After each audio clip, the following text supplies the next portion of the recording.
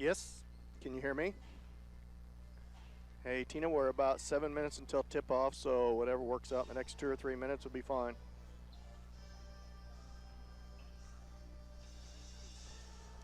Yeah, we're going to have to probably cut into that. So let's go on in about 2 minutes. Thank you. Welcome, everybody, on the live stream. We're set to tip off here about 6 minutes and 45 seconds. St. Paul versus Humboldt.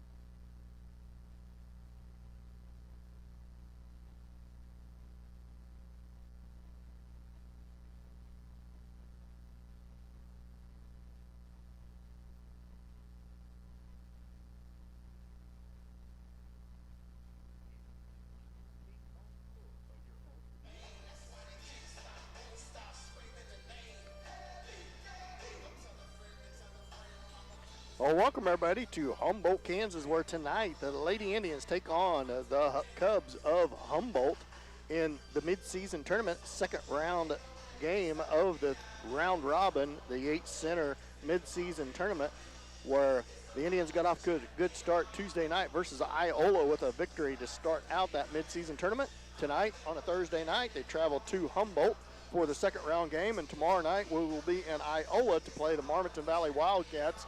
Back in the air chair with me is Ross Albertini. Ross, I know you didn't get to see it, but the Lady Indians played a pretty decent game versus Iola the other night. Yeah, that's what I heard. Of course, that was coming from my daughter, so I assumed she was going to say they played pretty good. But no, it was nice to get a win against Iola, a team we don't play or see very often, a bigger school, step up in class, and girls came out and apparently did a really nice job and came away with a pretty good win. Should be another decent challenge tonight for the Lady Indians against the Humboldt. They are 4-3 on the season, but some pretty good competition has Humboldt played, so we look for a good matchup here tonight too. Yeah, Humboldt's another, they're a 2A, but they've traditionally been a 3A. When they reclassified the way they did things, they bopped down to 2A, but it's a big 2A. And like you said, Dan, their record's 4-3, but they play a good, tough schedule, and you know, I'm sure those 3 losses were against very good teams, and they're going to come out and give us a heck of a game tonight. A couple games ago, Coach Tuck notched up his 600th win, and I think he broke the news to the girls the other night that this will be his last season as basketball coach and teaching at St. Paul High School, so the end of a big regime with Coach Tuck and the Indians. Yeah, you know, he's been there a long time. He's kind of a legend as far as, you know, coaches in the area, and, you know, it's going to be tough to replace him, Dan. You just don't have coaches that have 600 wins just don't grow on trees. So, you know, it's going to be a fun season for him, hopefully. I hope he enjoys it. He probably deserves the break. He definitely deserves a break, but maybe it's just a few months, 6 months or so, and he'll decide to come back and be a Rule 10 coach. Maybe he'll get bored sitting at home. So we'll see what happens there. But long, legendary, and an excellent teacher too, Ross. And just great for the community and for the kids. Yeah, you can't say enough, you know, for what he's done, like you said, in the classroom, on the court, on the football field, back when he was football coach. I mean, how many times have we won state championships or played for state championships with him on the sidelines as well? You know, and like I said, it's just, it's going to be the end of, you know, a long career, and, you know, it's going to be tough to replace him. It's definitely hard to believe that this is his 31st season as basketball coach, as I stated. The other night was his 601st win. That average is 19 wins a season, folks. You just don't see that very often because most seasons are only 19 games long. That just shows you how many trips to regional, sub-state, and the state finals the Lady Indians have been over the years to notch up that many wins. And just, I believe, 135 losses. So quite a record for Coach Tuck. Yeah, you know, he can probably tell you about every one of those 135 losses. If you ask him, he probably remembers them very well. But, you know, it's what's amazing is, especially for a small school like St. Paul, and you'll see programs like this every once in a while, but there's never a down year. I mean, you know, usually you'll have a class or two that just maybe doesn't have the athletes that other classes have had, and so you have a down season or two. But I can't remember, Dan, the last time St. Paul really had a bad basketball season in girls basketball. No, and we all know that a lot of that is coaching, but he'll give credit. He was the first to give credit the other night when I interviewed him after the 600th win. to the great athletes he's had, and not necessarily Division I athletes, like Jackie Stiles or anything like that.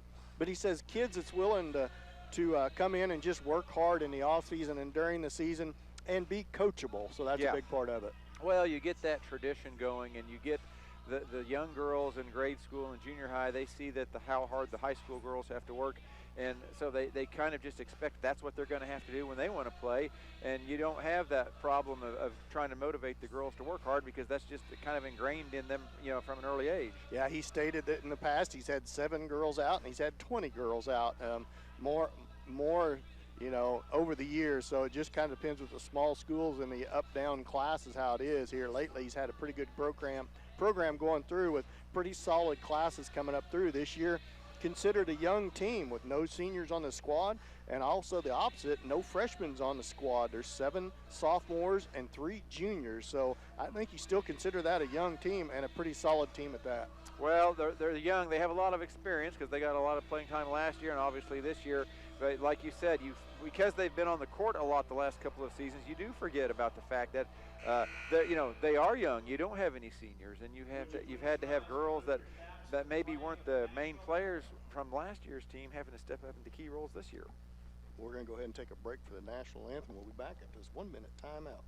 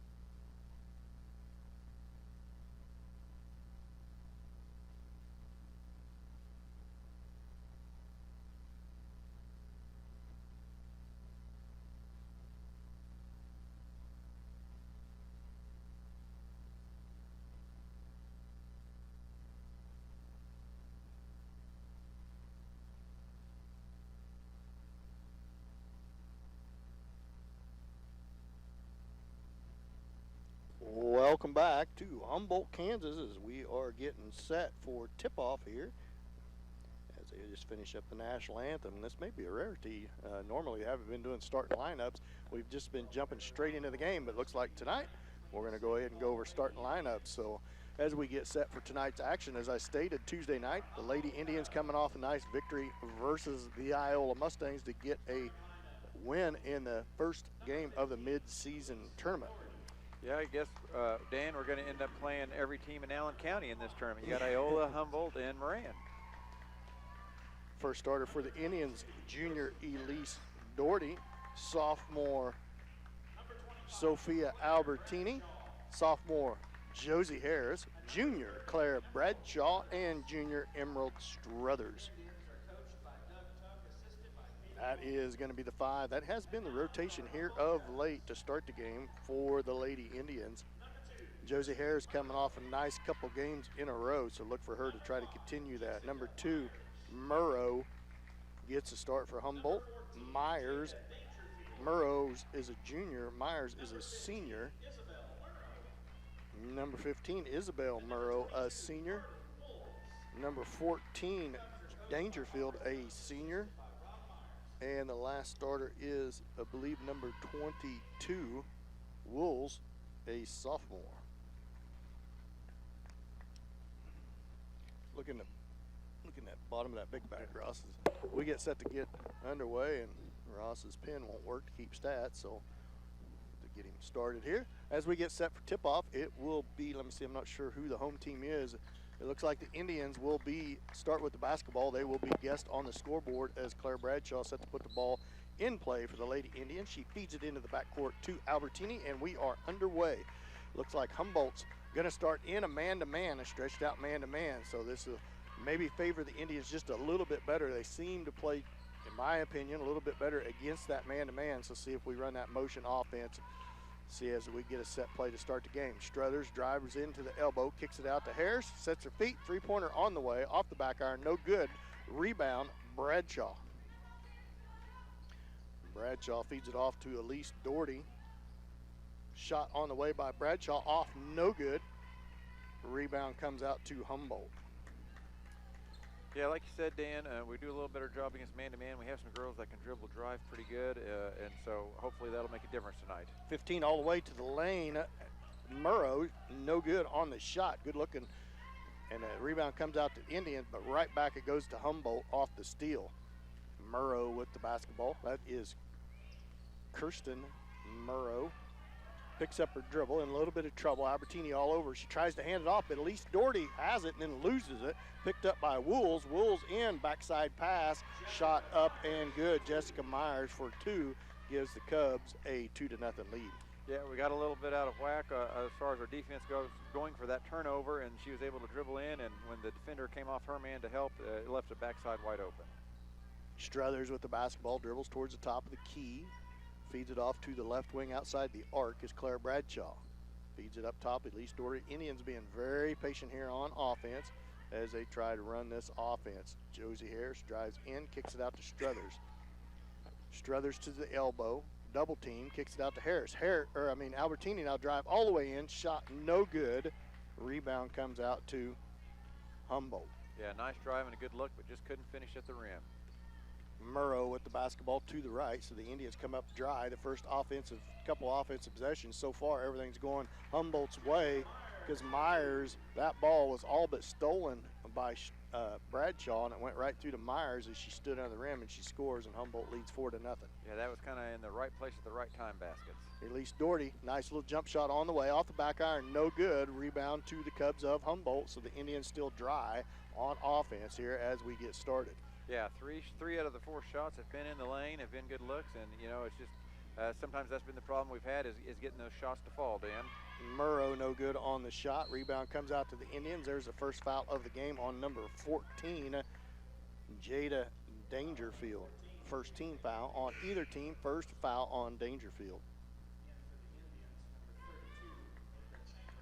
Ava Chambers checks into the game. Chloe Simi, Kenna Doherty all checked into the game for Doherty, Harris, and Albertini. Nope. Just 2. We just subbed 2. Oh, Dan. excuse me. Just Chambers and Kenna Doherty. No, Chloe Simi also came in. Oh, yeah, we did sub 3. So on the floor, 4 sophomores and a junior. Struthers is the only junior on the floor. Albertini feeds it off to Simi. Simi drives in, gets cut off, feeds it back to Struthers. Struthers into the lane, all the way up to the rim, gets it to go. Good hard drive by Emerald Struthers as she gets the Indians on the board, and Humboldt leads 4-2. Yeah, nice job by Emerald, and I even though the shots aren't falling in, I like the fact that the Indians are driving into the lane and not settling for jump shots from the outside. Myers with the shot, no good on the shot. Rebound comes out to the Indians. Albertini gets it poked away from behind, stolen back away by Wools. Wools with the basketball, cut off by Doherty. Now off to Myers. Down to the baseline, feet inside to Wools. Now in front of the rim, shot up, no good. Struthers with the rebound. That shot was put up by Dangerfield. Struthers all the way down, contact. She's gonna call for the charge.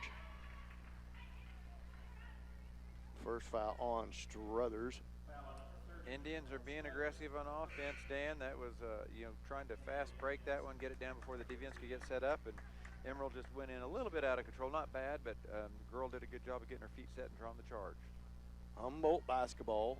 Humboldt leads 4-2, 4:15 left to go here in the first period. Harris cuts off Myers. Good defense by her as Myers with the basketball up above the timeline. Good hard screen set by Humboldt. Now off to Murrow. Isabella Murrow with the ball. She thought about kicking up a 3. She held back. Feeds it to Myers. Into Wools, and a good feed and shot up and in by Isabella Murrow as the Indians tracking on defense, let the person get past him and made a good cut through the lane, and Humboldt leads 6-2 with 3:45 left to go in the first.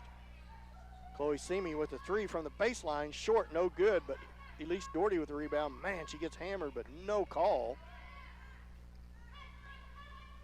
And rebound comes out to Humboldt. Humboldt has a chance to extend the lead. They already lead 6-2 into the lane to Wolves.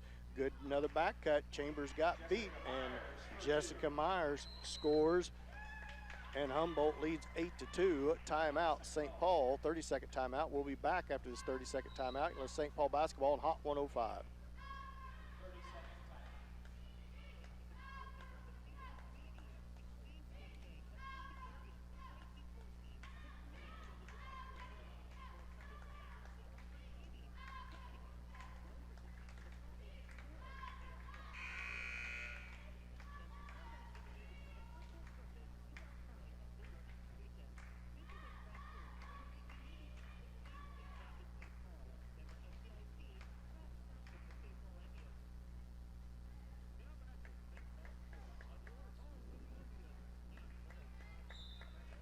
Welcome back, 8-2. Humboldt up by 6.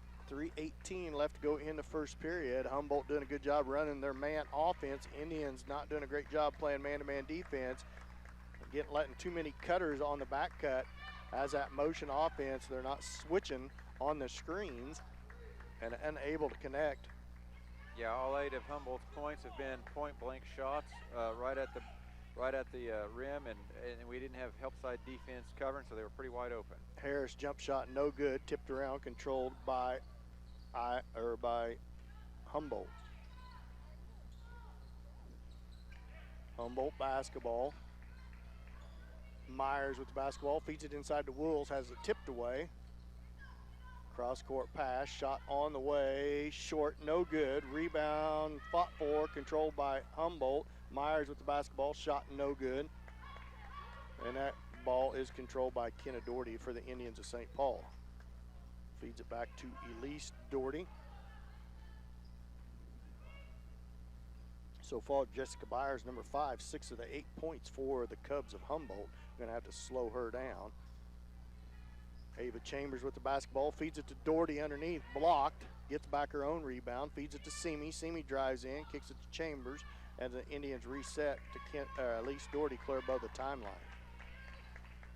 Josie Harris with the basketball, kicks it right wing to Doherty, Elise Doherty. She drives in, dribbles back out, kicks it to Simi. Simi drives the baseline, cross-court pass to Chambers, up to Kenna Doherty.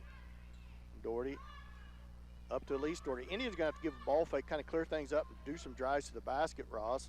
Chloe Simi shot from the free throw line, up, no good, as they continue to be ice cold from the outside. Yeah, we're passing around the perimeter, but not really, at times we're not being aggressive trying to get it into the lane, and I don't think we're going to be able to settle for jump shots. That's not our strong point, although a lot of our shots have been inside, they just haven't fallen. Number 25, Brooklyn Ellis scores and extend the lead to 10-2 as the Indians' struggles continue from on the offensive side of the court. Right wing off to Simi. Indians really need to get on track here, as so far it's been all Humboldt. Indians already given up 10 points in this first period. Harris, tough shot on the way, off, no good. Rebound again to Dangerfield for Humboldt. No rebounders in there for the Indians. And just one field goal in this first quarter with 36 seconds left to go in the first. Yeah, and again, that shot was in the lane, Dan, where you want it. We are not getting any rolls. Wolves with the basketball. Kicks it out to Myers. Myers with the ball fake. Back up top to Dangerfield. Dangerfield shot from the free throw line. Off, no good. Rebound comes out to Chloe Simi. Simi crosses over, 14 seconds. That's got to be a foul. Man, they are not whistling much so far here in this first period. Just one team foul on each team. Indians, if they're going to call 3 seconds, 2 seconds. Harris all the way in, layup, and she misses it. And put back is no good as we remain ice cold from the outside. At the end of the first quarter, Humboldt 10, Indians 2. We'll be back after this 1 minute timeout. Let's St. Paul basketball on Hot 105.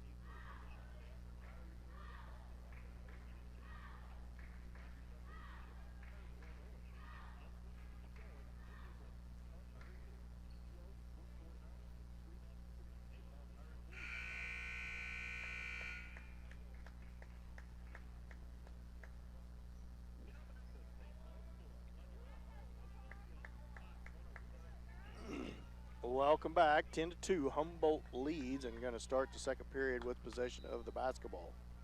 Yeah, rough first quarter for the Indians. 1 for 12 from the field for 8%, Dan, and only 2 3-pointers. So they were taking the ball into the lane. Humboldt did a nice job of not fouling us, so we didn't get to go to the free throw line either, which sometimes is what keeps us in the game when we're not shooting good. Wolves wide open under the basket. I don't know who lost her, but Indians in disarray on that man-to-man defense as they are not rolling with the pick and rollers switching. Wolves stood underneath the basket for 3 seconds all by herself, and Humboldt leads 12-2. Three-pointer by Struthers, way long, no good, didn't even hit iron. Backside rebound to Humboldt. Back down comes number 15, Isabella Murrow. Tries to feed it inside, stripped away by Claire Bradshaw. Struthers with the basketball. Struthers into the lane, kicks it out to Bradshaw. Ball fake, drives in, kicks it to Albertini all the way into the rim. Layup, no good. Rebound, Humboldt. Can't ask for any shots better than that, Dan. Only the ones that go in. Yeah.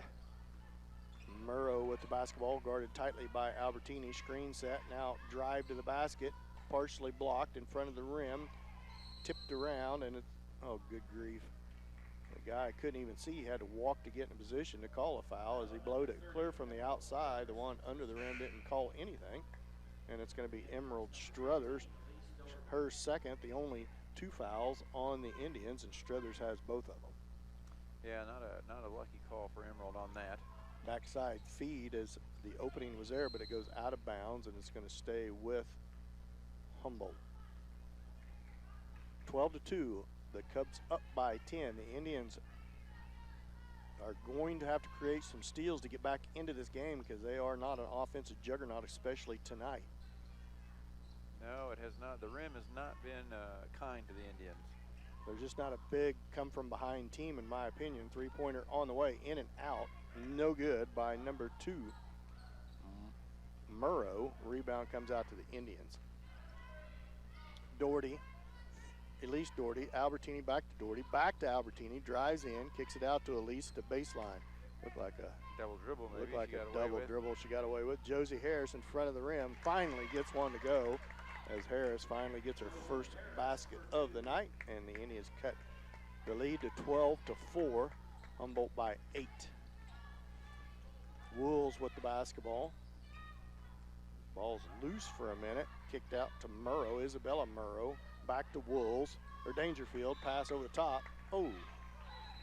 Nope. Yeah, I was going to say went over the head of everybody. At first he called Humboldt ball, and then he switched it to Indians. Pointed the Indians' direction. 5:59 left to go here in first half. 12-4. Humboldt up by 8. Yeah, as cold as the Indians are shooting, you can at least say we're only down 8 points, Dan. A couple of baskets, and we're right back in this. Albertini with the basketball. Up to Harris. Harris, long three-pointer. Gets it to go. She was way out there. And she buries a 3, so Harris warming up. Hits her last 2 shots. It's a 5-point ball game, 12-7. Yeah, and sometimes it just takes one girl to make a couple of shots to get that lid off the basket, and we'll see if they start falling for everybody else. Dangerfield to Myers, and she gets it to go as she got away from the Indians again. Myers with 8 points on the night. They're going to have to bracket her up and make somebody else do the scoring for Humboldt. 14-7. Humboldt back up by 7. Yeah, she's doing a nice job, has good touch, and a good score. Harris again with the basketball in front of the rim. It's going to be a foul on the floor on Humboldt. It's going to be Indians basketball under their own rim. Number 15, Isabella Murrow, her first team foul. Number 2 on Humboldt. Kenna Doherty and Chloe Simi back into the game for Albertini and Chambers. Josie Harris feeds it in to Elise Doherty in the backcourt. Doherty.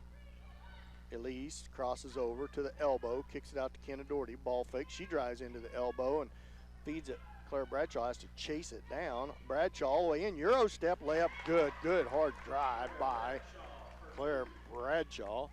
And it's back to a 5-point game, 14-9. 4:41 left to go here in the second. Wolves with the basketball, crosses over, tries to feed it to Myers, and it's going to be, and everybody looking at one another, it's going to be Indians basketball, as I think it was off Humboldt. And it goes back to the Lady Indians, so they have a chance to cut into this 5-point lead as Humboldt leads 14-9. 4:32 left to go in the second. Indians hit their last 3 shots, so be nice to get a good possession, a good look here. Feed off to Simi, to Kenna Doherty, hands it to Bradshaw, drives around, tries to get a shot up, can't. She's fouled. She'll go line to shoot 2. First trip to the free throw line by either team, as luckily blow to foul because Claire kind of got tangled up. Oh, they're going to call that on the floor. Well, yeah, I thought it was, yeah. So cancel the free throw trip. Bradshaw for 3 from the right baseline, off, no good. Backside rebound, fought for. Kenna Doherty saves it inbounds to Harris. Harris kicks it back up top to Doherty. Claire Bradshaw will open again, but she passes up on the 3. Chloe Simi drives in, kicks it out to Harris, kicks up another 3, off short. Kenna Doherty with the rebound, no good on the shot. Rebound to Simi, shot no good, but she's fouled. So good offensive possession that time as far as offensive rebounds. It's been something that the Indians have lacked this year, is getting in there on the offensive rebounds, but a good job there, Ross. Yeah, it's nice to see us get multiple shots at the basket, because when you're maybe struggling a little bit from the floor, that's one way to overcome that, is to get some extra shots in there, and hopefully Chloe can hit the free throws. She does, exactly. Hits the first free throw and cuts the lead to 4, 14-10. 3:54 left to go here in the first half. Simi's second free throw on its way, rattles in and out, no good. Rebound comes out to Dangerfield for Humboldt. Right wing to Wools. Wools feeds it inside to Myers. Looked like she traveled, got away with it. Now shot by Wools is right up in there. Dangerfield, excuse me. And back up to a 6-point lead, 16-10. Kenna Doherty with the basketball, feeds it off to Bradshaw to Harris. Harris at left wing. I think they need to clear out with Harris and let her drive to the basket. I think she has a little speed advantage on her defender as a turnover on the Indians as Harris lost a handle on it, goes out of bounds. Kristen Murrow checks back in for the Cubs. Yeah, Josie's a good driver and got a nice touch around the basket. And like I said, she's been pretty hot this second quarter. I wouldn't mind seeing her maybe try to take a shot or 2 driving the basketball in there. Wolves with the basketball for the Cubs. They lead by 6, 16-10. Back up top to Murrow. Now pass underneath, wide open, is just not very good defense by the Indians as they still keep losing their man on the back cut. Yeah, we were fronting her, and she just had enough room to they had enough room to throw the ball over the top, and she caught it right under the basket for an easy shot. Definitely going to have to be a halftime adjustment that Coach Tux makes, because it's happening too much on that man offense that Humboldt's running. Good drive to the basket by Elise Doherty as she gets the score. But they're running that backside where they reverse it back around, and they're facing them and letting them back cut to the basket, and they've done a good job, Humboldt that is, hitting their cutter to the basket. Right there it is again. Claire Bradshaw lost her man, had her back to it, was too busy watching the ball, and then here's a good ball move by Humboldt. They missed the shot, knocked out of bounds by the Indians, and it'll stay with the baseline runner on each side. They're throwing it to the free throw line, and then the baseline guys are back cutting. Our guys are playing in front of them with our back to the defender, and they're going to give it to the Indians now. And they're back cutting from that baseline and ended up right underneath the basket, and that person at the free throw line's hitting them on that back cut. And we don't have a person on the backside that can get there fast enough to contest the shot, and they're just getting easy. I mean, most of their shots have been point blank at the rim. The old adage of you have to see your man and the ball stands true with that man-to-man defense. Bad pass, but Claire Bradshaw chases it down for the Indians. Chloe Simi with it. Girls need to settle in here. They look a little out of sync. 1:45 left to go in the first half, 18-12. So far, this has not been a very fluid offensive possession. Elise Doherty, right wing with the basketball, feeds it to Harris to Simi. Simi looks for the back cutter, almost a steal. Bradshaw, Euro step, shot up. Oh, it rolls. Oh, they're going to whistle her for a travel. 1:28 left to go here in the second period. 18-12, 6-point lead for Humboldt. Yeah, the Indians just really don't have any rhythm on offense, and had a little spurt there in the middle of the second quarter where things were going pretty good. We've kind of stagnated again. Wools off to Murrow. Murrow top of the key. Now they swing it around the right. There's that back cut again. Lost him again. And this time it's going to go out on Humboldt, and it's going to go back to the Indians. So they're putting two guys outside the three-point line at the baseline. They throw it into the free throw line, and one or the other of them back cut. Our girls are playing in front of that person with their back kind of to the baseline. That person's going right behind them. They get under the basket. Before we even figure out they're past us, they're standing under the basket with the basketball. Yeah, it's a good game plan against the St. Paul man-to-man defense. Normally that happens with a very aggressive man-to-man defense, which Coach Tuck coaches. At least Doherty with the basketball, turnaround shot. Can't get it to go. Rebound comes out to Dangerfield. That bounced all around the rim. Humboldt stays up by 6, 18-12. Humboldt basketball, top of the key. Myers with it. Now right wing. Number 2, Murrow, Kirsten Murrow, to Dangerfield. Dangerfield on a good cut. No good. Shot too far into the rim. Ball's loose on the floor. It's going to be a jump ball. Possession arrow towards the Indians of St. Paul. 19 seconds left, down 6, Dan. It'd be nice to see the girls run the offense and get a basket here right before the half and cut that lead down to 4. I don't know if Humboldt's that much quicker than we are, but they sure make us look like they are. 19 seconds left to go in the first half. 18-12, Humboldt up by 6. Harris with the basketball.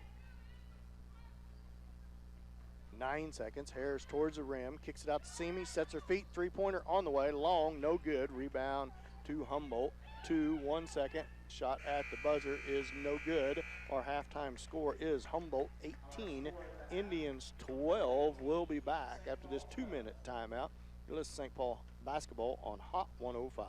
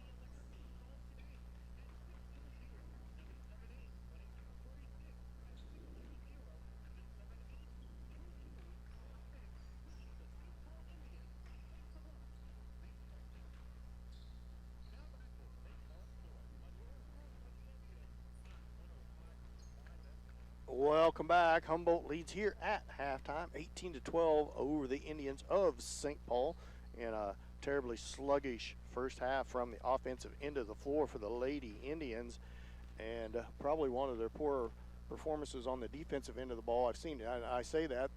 They've held Humboldt to 18 points, but Humboldt has looked a lot more fluid on offense so far than the Indians. Yeah, the Indians have been kind of sluggish, Dan. We just 12 points in the half's not a good half for us. You can't complain about the shot selection. We're getting a lot of shots in the lane. A lot of nights when maybe we're having trouble shooting the ball, we're driving the ball and we're getting calls and we're getting to the free throw line, and we usually shoot free throws pretty good, and that usually keeps us in the game until the shots start falling. Tonight, Humboldt's doing a very good job of not fouling when we drive to the basket, and we've only had 2 free throws, so that's a little bit of the problem. But you think about it, the offense seemed pretty sluggish, but we're only down 6 at half, so the game's well within reach. We're just going to need to go on a little run when we come out of here at halftime. Yeah, 6 points, but when you consider that you've only scored 12 in the whole first half, that's a whole quarter in our instance. So the Indians, I agree with Ross, plenty of room to come back here. They're playing, they're just awful cold from offense, and on the contrary, there's only been 3 fouls called in the whole first half, 2 on Emerald Struthers for the Indians, just 1 on Humboldt. And Humboldt hasn't been to the free throw line, but one of the reasons they haven't been to the free throw line is they've been wide open underneath the basket on most of their trips down the floor that they scored. Myers has 8 of their 18 points, so she's put together a good first half for the Humboldt Cubs. Yeah, I bet at least 12, if not 14 of their points have really just been point-blank shots right under the basket with really not even being contested. Our help defender comes over to help to stop the girl making the drive, and she's kicking it to the person who got left, the offensive player who was left from the help defender, and we don't have that rotation coming back around like we do a lot of nights. And I don't know if that's their floor spacing has us spread out enough to where the backside help can't get there in time or what, but it's just leaving those shots wide open underneath and with no one to contest them. And give Humboldt credit, they're hitting them, and that's why they have the lead. We got about 5:37 left to go here at halftime. When we come back from halftime, we'll have all the first half stats for you. We'll be back after this 2-minute timeout. You're listening to St. Paul basketball on Hot 105.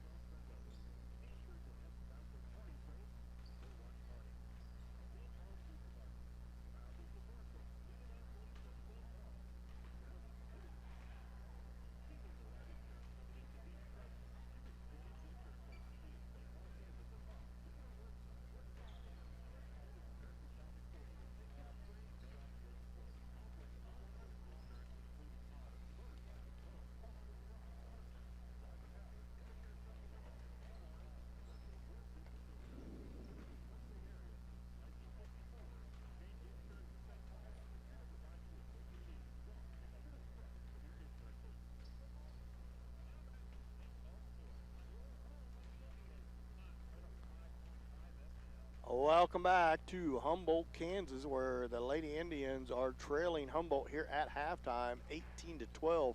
Ross, you want to run down scoring for us? Yeah, Indians had 4 girls get in the score column in the first half, led by Josie Harris with a 3-pointer and a 2-pointer, so 5 total for the night. Lise Doherty, Claire Bradshaw, and Emerald Struthers each chipped in a basket, and Chloe Simi hit a free throw. So balanced scoring for the Indians so far. A lot of that, you look at the 12 points we've had, a lot of that's just shooting, the ball not going in the basket. For the first half, we shot 23%, Dan, and to be honest, when you're shooting 23% to only be down 6 points, that's you're lucky to be there, which we don't have to shoot very much better to really get right back into this game. I mean, you'd like to see them shoot about, if we shoot 35-40% for the half, that second half, we should be in good shape. 3-pointers, we were only 1 for 7 for 14%, and we only had those 2 free throws we talked a little bit about earlier, where we weren't getting into the line that first half, which hurt us a little bit, but we were 1 for 2 from the free throw line. Turnovers, though, we only had 5 turnovers for the half, so the girls did a good job of not throwing the ball away. It's just, like I said, we couldn't make the shots when we had them. It's that old adage, the coach can do everything but shoot the ball, and that's kind of what's going on tonight. Yep, 2:08 left to go here in halftime. 18-12, Humboldt up by 6. Both teams back out on the floor warming up. We're going to bring you the second half after this last 1-minute timeout. You're St. Paul basketball on Hot 105.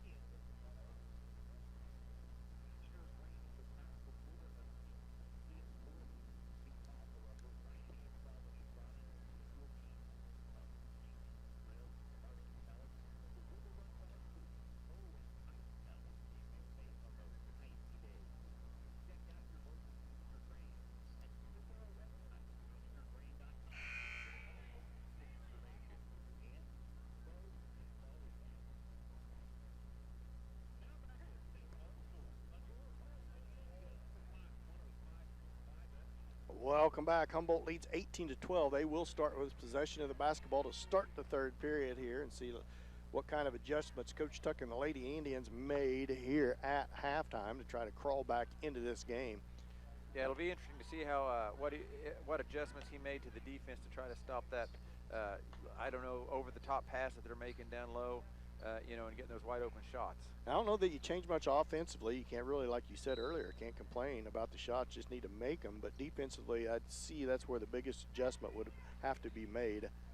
Ball's loose for a second. Now Humboldt retrieves it, drive to the basket all the way in, cut off on the double team. Dangerfield with the basketball, good rotation, and out of bounds. So a lot better to start with on the rotation.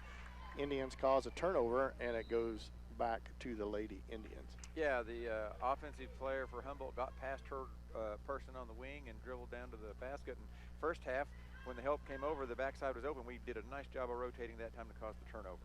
Albertini with the basketball, bounce pass inside to Struthers, turnaround, tough shot from the baseline. Oh, it just rolls off. Can't get it to go. Rebound to Dangerfield. Good drive, good shot. Just rolled off the backside of the rim. Right back down comes Murrow for Humboldt. All over them is the Indians. You can already tell the intensity of the Indians is a lot better here to start this third period. Yeah, I'm sure at halftime, Coach Chuck did a very nice, gentle speech on telling them how maybe they just need to pick it up just a little bit. Dangerfield with the basketball, looks for the cutter, nobody there. Out to free throw line, Murrow goes down the ground, no travel called though. In, turnaround shot short, no rim, saved inbounds, ball's loose, and Murrow with it. Johnny on the spot, she scores and gives Humboldt a 8-point lead. Yeah, the Humboldt player dived for the basketball going out of bounds, just kind of threw it over her shoulder, and it just kind of Johnny on the spot to Humboldt right underneath. Bradshaw for three, no good. Josie Harris with offensive rebound. Now Struthers for three, way off. Slammed off the backboard, and rebound comes out to Humboldt. Murrow with the basketball, has it poked away by Albertini. She recovers. Now off to Isabella Murrow. Shot from the baseline on the way, no good. Backside rebound, fought for, and it's going to be a jump ball possession error towards the Lady Indians. 20-12, Humboldt up by 8, 6:29 left to go here in the third. Stoppage in play, don't know what was going on. Albertini with the basketball. As she walks it up the floor, Indians trail 20-12. You have to score here in the third period. Bradshaw, right wing with the basketball. Off to Struthers. Over to Elise Doherty. Doherty looks inside, kicks it back to Albertini. She loses it for a second. Bounce pass over to Bradshaw. Bradshaw ball fake, drives free throw line out to Harris. Harris into the lane, Euro step, shot up, no good, but she's fouled. Couldn't get it to go. Yeah, it was a soft touch. I call that on the floor again. I've never seen so many on the floor calls in my life. That's twice that's happened. All the way to the rim did go Harris, and on the shot, Bradshaw with it on the inbounds, pull up jump shot off, no good. Rebound comes out to Murrow, so offensive shooting woes continue for the Lady Indians. Knocked out of bounds by Struthers. Yeah, good hustle by Emerald. Humboldt tried to catch us, maybe a little sleep, get the ball down the court and throw it in fast before the defense was really ready, but Emerald was there to knock it out of bounds. Wolves set to put it in play for the Cubs of Humboldt. Looks for Dangerfield, gets it into her. Now shot on the backside, shot no good, partially blocked. Ball's loose. Now there, Struthers got tripped. I think Wolves reached up and grabbed her foot. Finally, they whistle a foul on number 14, Dangerfield, excuse me. Her third, team foul number 2. Yeah, it's not a rough game, Dan, but they are letting them play. I mean, they're letting a little contact go and not calling a lot of fouls. Yeah, I think that's only the 5th foul total called in the whole game so far. Struthers with it, another pull-up shot, good. Emerald Struthers with a nice smooth shot there. Need to do a little more of that. Cuts the lead to 6, 20-14 for first 2 points of the second half. That should have been a moving screen. Got away with it. Now steal. Doherty gets it swatted out of bounds, luckily, because Albertini was streaking down the weak side. Had an opportunity there, but at least lost the handle on it just for a second as the double team came. Down 6. We haven't had it below 6 for a long time, man. It'd be nice to get a good possession here, a good shot, and maybe start getting Humboldt to the panic a little bit by closing it down to 4. Bounce past Struthers, good crossover, loses her footing, gets tripped, no call. At least Doherty off to Albertini. Albertini looks inside, kicks it back out to Struthers. Struthers starts dribbling, dribbles towards the left wing, reverses it back up top to Albertini, who feeds it to Harris. Harris ball fake into the double tip. Euro step, layup, no good. Albertini backside rebound, put back, good.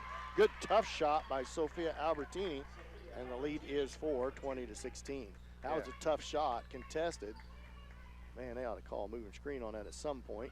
Wolves with it. Dangerfield, shot from the free throw line. Short, no good, but Wolves gets the rebound back to Dangerfield. Feeds it the weak side. Shot by Murrow.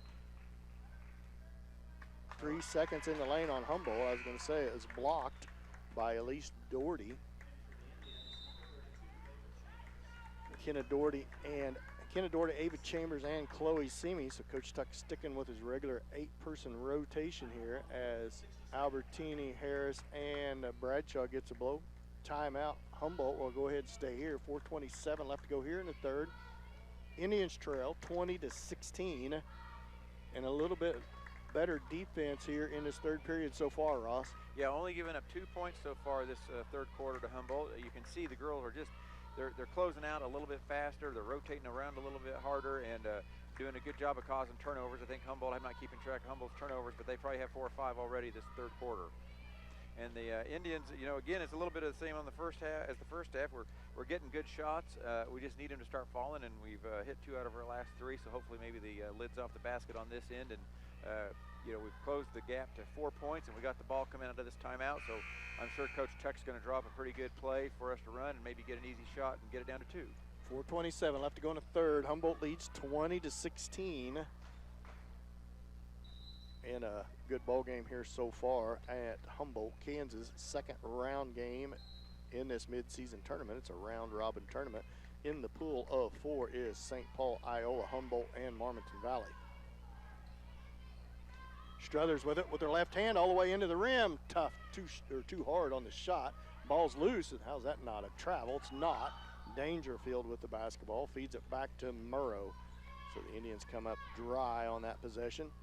Wolves with it down to the corner. Cross court pass from Myers, shot on the way, right up and through there by Isabella Murrow, the senior, and back up to a 6-point lead is Humboldt.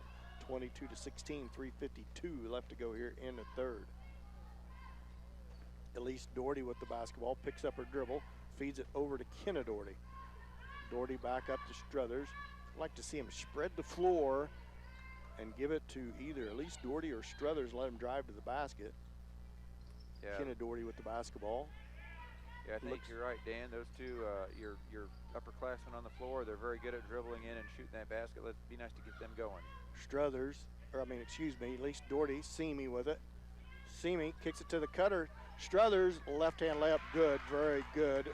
Give and go to get it back down to 4, 22-18, 3:11 left to go in the third. Yeah, good cut by Emerald and a good job of Chloe Simi to see her making that cut. Pass inside, good defense. Shot on the way from the baseline is up and right up through there. Number 15, Isabella Murrow with the last 4 for Humboldt, so every time the Indians scratch their way to a score, Humboldt answers, and it's been Isabella Murrow the last 2 trips. Need to clear out and let Emerald drive past her defender. Elise Doherty, right wing to Chambers. Chambers holds the ball, feeds it back to Struthers. Struthers drives in, kicks out to Kenneth Doherty. Doherty to Simi. Simi to the elbow to Struthers. Struthers drives the baseline, had a lane, shot in and out, no good. Ball's loose, and it's rebound by Humboldt. Wolves with the basketball. Feeds it off to Murrow. Off to Dangerfield. Feed inside. Shot up. Too strong. No good. Kenneth Doherty with the rebound. Getting chased from behind. Needs to watch out. She's going to get it stolen. Nobody talked to her, and she got it stolen from behind. Fed back into backcourt and out of bounds. So turnover gives it right back to the Lady Indians. Yeah, Kenneth wasn't paying attention. Had it knocked out from behind, but luckily Humboldt made a bad pass, a really uncontested pass, and just kind of rolled out of bounds. 2:02 left to go in the third. 24-18. Humboldt up by 6. Albertini set to put the ball in play under the basket, feeds it into Claire Bradshaw, thought about the 3, passed it up. They whip it around all the way to the baseline. Albertini with it, hands it back to Simi. Simi to Chambers, over to Bradshaw. Bradshaw, ball fake, drives the free throw line. 3-pointer by Albertini, good. That looks smooth from the right wing as Sophia Albertini gets the Indians to within 3, closest they've been the whole ball game, 24-21. Yeah, that was a good ball movement. Claire made a good pass. Sophia was able to catch it in rhythm and make that shot. So, you know, first 3-pointer of the third quarter. Ball loose on the floor, knocked out of bounds by the Indians. It'll stay with Humboldt. One thing for sure, Ross, I think the Indians a little bit deeper than Humboldt. They haven't done a lot of subbing in the ball game. And they're deeper, and boy, that would sure, I mean, you don't want a lot of fouls called, but sometimes that depth helps when teams get in foul trouble. But with as few fouls being called, there isn't going to be any foul trouble, at least as of now. Knocked out of bounds again by the Indians. It'll stay with Humboldt. Hottenstein into the game for the Cubs. As I speak about not very many subs, Subs comes into the game. Wolves with it, feeds it into number 14, Dangerfield. Dangerfield gets it tipped away, got a runner, feeds it ahead to Doherty. Doherty's layup can't, but it's knocked out of bounds by Humboldt. Luckily, it went off of Humboldt. At least Doherty lost the handle of it on it, but it was off of Dangerfield's left hand, out of bounds. It stays with the Indians with 1:18 left to go in the third.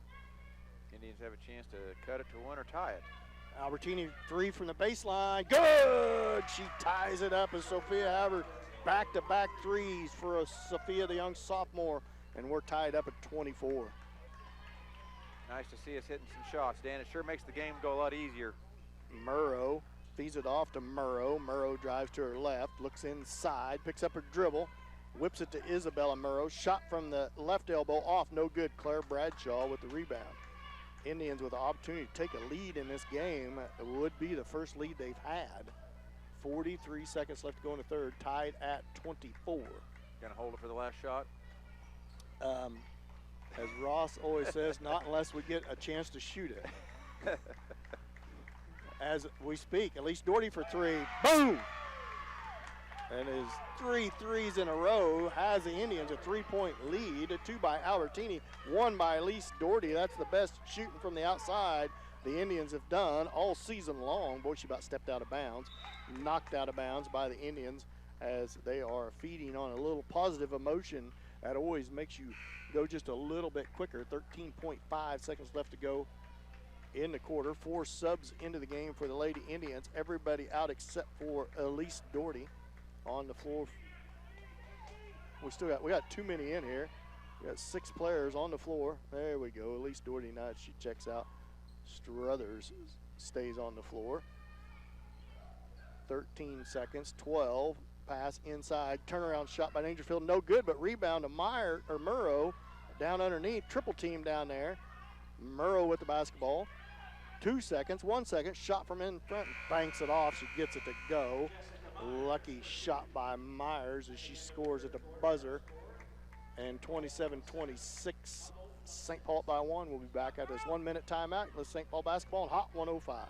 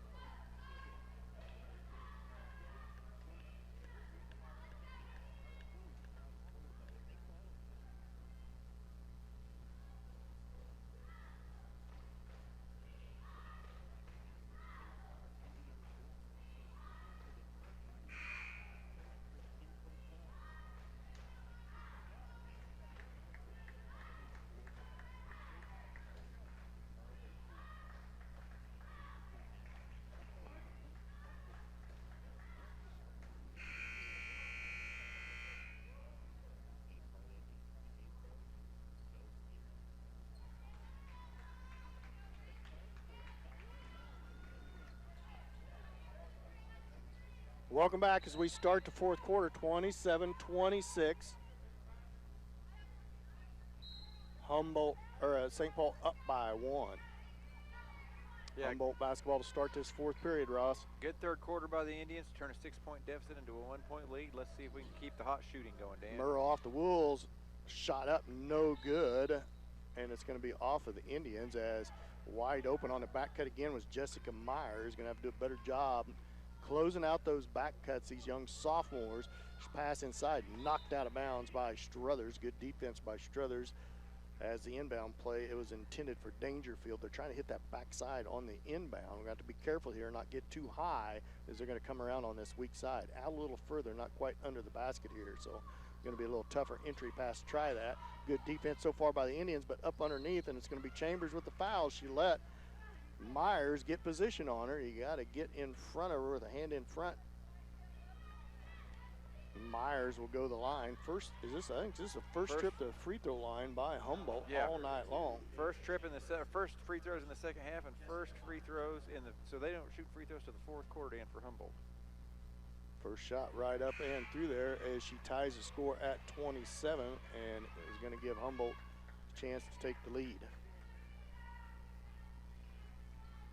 Myers settles in at the line for the second. 4 subs back into the game. Back starting 5 back on the floor for the Lady Indians with 7:45 left to go in the game. Second shot on its way right up and through there as she is 2 for 2 from the line. Humboldt back up to a 1-point lead, 28-27. Let's see if the Indians can stay hot down on this end of the floor. Bradshaw with the basketball. Dribbles towards the free throw line, reverses it to Harris. Harris thought about a 3. Now she drives towards the baseline, stepped up and under, shot no good. Rebound fought for underneath, tipped and controlled by Humboldt. Yeah, tough shot by Josie. She did a good job of snaking through traffic, and it was about 3 feet out, but it was one where your kind of body was twisted. She just couldn't get it to fall. Now Elise Doherty with the steal, shot up, good, and she's fouled. It better not be. Oh, no way. Oh. There's no way that's a charge. In 100 years, that's not a charge. She was still running, and she just stuck underneath Elise Doherty. That is awful call. Yeah, that one was. There's no way. Murrow was hustling back on defense, but there's no way she was even close to set. No. And Elise went to her right side. She was still moving. She makes the layup, and she gets whistled for the charge, and now she's going to get whistled for the foul. Yeah, and the ref actually looked around to the other refs like, am I making the right call? Yeah, and they should have shook their head no. Yeah, he kind of looked at him like he was hoping they'd make a call, make a call first, and didn't happen. And either way, you break. got to shake it off. Wolves with the basketball for the Cubs. Ball's knocked loose by Harris. Cross court back to Wolves. Need to stay focused here. Off to number 14, Dangerfield. Dangerfield ball fake, drives towards the free throw line. Now steal by Doherty. Got another chance, crosses over with her left hand. Shot up, no good. Rebound loose on the ground. No foul again. As just now they're going to whistle a foul away from the basketball on Struthers as the Indians can't get a call to save their life. There's a reason there's no one shooting free throws tonight, Dan. The referees are going to wish that they got back to no fans in the gym. Yeah, what few fans we have are definitely making themselves known. But and I don't blame them because if I could scream over the radio, I would, because the last 2 calls has been horrible. And the Indians trail by 1, 28-27. I thought it was going to be an and 1 for at least Doherty. Instead, it turns into a charge and another offensive possession for Humboldt. Need to stay focused defensively. Ball fake, Myers shot, no good, and goes out of bounds, and it's going to go back to the Lady Indians. 14 fouls on the Indians, 2 on Humboldt. So, honestly, each team, the Indians are a little closer to the 1-1. They need to stay aggressive here in a close ball game. Yeah, they don't need to worry about fouls. Emerald's the only one with any foul trouble. The rest of them can play good, hard defense. Struthers to the rim. Jump shot on the way. Off. No good. No rebounders in there for the Indians again. And Murrow with the rebound. Now, steal by Harris. Harris needs to set the offense. They do. Claire Bradshaw, good job getting a turnover. Now the Indians just need to score here. Get a foul call would be great. And not on us. Sophia Albertini ball fake, drives in. Shot up. no good. Rebound to Humboldt. A little bit wild shot there by Sophia. Yeah, went in hard, but it was a little bit out of control and didn't have a chance to go in. Wolves back to Murrow, back to Dangerfield. Or no, excuse me, that's Isabella Murrow. Now feed inside, turnaround shot, no good, partially blocked. Rebound, Albertini comes down with it. 5:11 left to go in the fourth, all the way down to Elise Doherty with her left hand, and she's fouled on the floor. Finally, a whistle and a foul on Humboldt with 5:06 left to go in the fourth. Need to continue to stay aggressive offensively. Two subs into the game, Ava Chambers and Chloe Semi in for Bradshaw and Elise Doherty. Sophia Albertini set to put the ball in play for the Lady Indians. Lob in over the top to Struthers. Shot from the elbow is good. Emerald Struthers gives the Indians the lead by 1. First basket of the fourth quarter for the Indians. Wolves with the basketball, and Albertini's going to get whistled for the foul. She was aggressive and continued to stay a little too aggressive, but that's okay. Just a 15 foul on the Indians. And just the first on Albertini. Need to keep the pressure up, but not get no cheap reach fouls. Really pressure him to make a good pass. Wolves looks to get it in, does. And stay on Myers and keep her in front of you. She is her threat. Murrow, Isabella Murrow, double team comes. Somebody got to be open. Shot from Myers, off, no good, but backside rebound, off, no good by Humboldt. Ball's loose on the ground, and it's going to be a jump ball. Chambers fights for it, and it's going to go stay with the Indian, or go to the Indians of St. Paul on the possession arrow. Yeah, that ball was coming off the rim, and it seemed to find a Humboldt player every time it hit the ground, and we kind of were lucky that we were able to get the jump ball out of that. Struthers, whistle time out. So we'll go ahead and take a timeout. We'll take a 30-second timeout. Let's St. Paul basketball on Hot 105.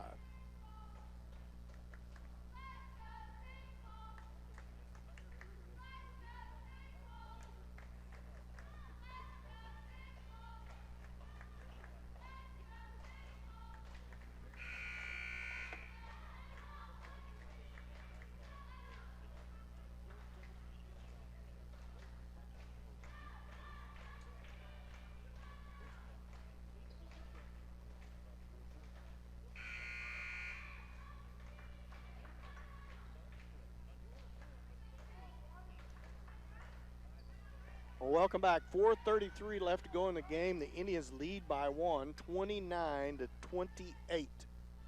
Need to get a score here on the offensive possession and keep that defense pressure up. Just 3 team fouls on Humboldt. Indians lead by 1, 29-28. Humboldt used to close games. Their last 2 games has went into overtime where they won them both. Tough shot by Josie Harris. No good. Elise Doherty with the rebound, loses it, and knocked out of bounds. She lost it herself off the contact, and it goes back to Humboldt. Yeah, that probably wasn't the shot you were looking for right out of the gate, out of that timeout, but good effort because Josie Harris gets hot sometimes, and it'd been nice to get the fall. We still got the lead, though. Wolves with the basketball for the Cubs of Humboldt. Slapped away, stolen away. Semi on the breakaway, feeds it ahead to Doherty. Layup good. Good ball move by the Indians. Way to run the floor. Elise Doherty scores from the left side, and they lead by 3, 31-28. 3:56 left to go in the game. Wolves with the basketballs. Bradshaw comes to the scores table for the Lady Indians. Indians switch. Wolves tie it up, and it's going to be a timeout. Humboldt, full timeout. We'll be back after this 1-minute timeout. Let's St. Paul basketball on Hot 105. Poor thing.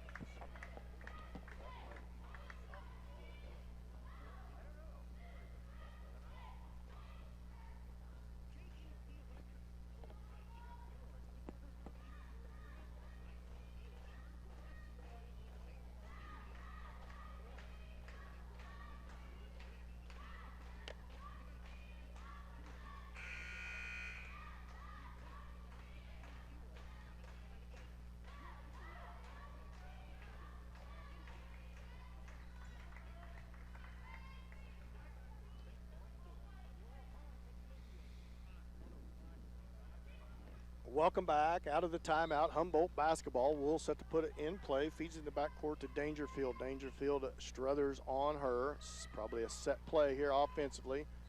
Nobody open on the back door. Number 10 with the basketball. Ooh, tries to feed, almost stolen by the Indians. Wool's back with it. Stay with her.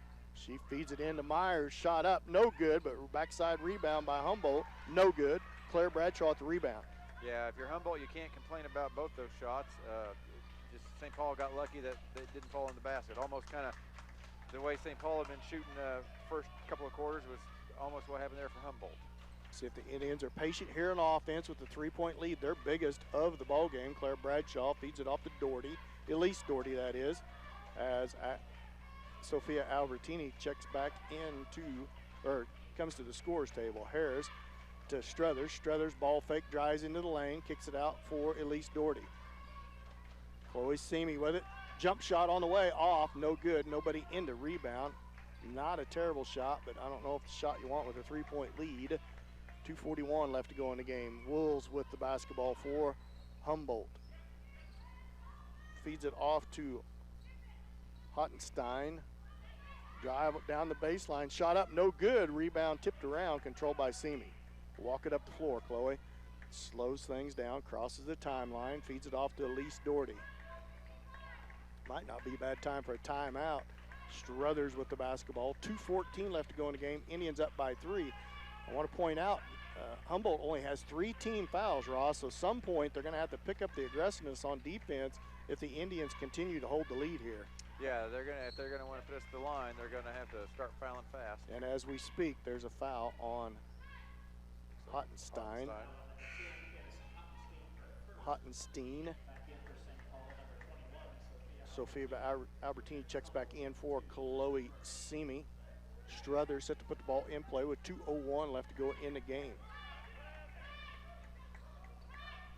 Albertini with the basketball, picked up out there by Murrow, feeds it to the foul line to Struthers. Struthers to her left, down to the baseline, almost stolen away. Now Elise Doherty, jump shot from the baseline, good. 5-point lead for the Indians, 1:43 left to go in the ball game, 33-28. Indians up by 5. Murrow drives to the left against Harris, and it's going to be a block on Harris. 16 foul, that's okay, no harm, no foul, just don't want to do that anymore. They've let more than that go by all night long. Wolves set to put the ball in play. Nobody, watch the backdoor cut here, Ross, off the inbound. Wolves, here comes all the way around. Dangerfield gets poked away and stolen by Harris. Need to slow things up here, as she does. Good job, Josie. She slows things up, feeds it back to Albertini with 1:26 left to go in the game. Elise Doherty with the ball. 14 fouls on Humboldt. Keep moving. Claire Bradshaw loses it for a second. Now picks it back up. Dribbles to her right, hands it off to Albertini. Albertini picks up her dribble, but feeds it to Elise Doherty at right wing. There's a reach as Elise Doherty continues with the dribble. Need to get rid of it here. And a whistle away from the basketball. A timeout, Coach Tuck. Good timeout. 33-28. 5-point lead for the Indians. 58.4 seconds left to go. Full timeout. We'll go ahead and take a 30-second timeout. You listen to St. Paul basketball on Hot 105.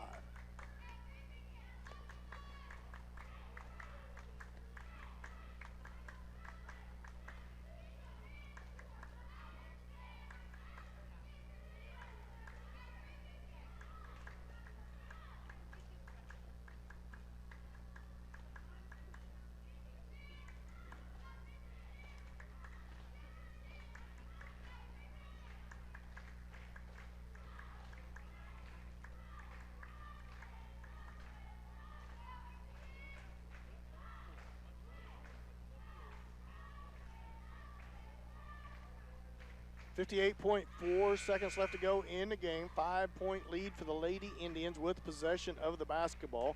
And no matter the outcome of this game, that's why you have a coach with 601 wins.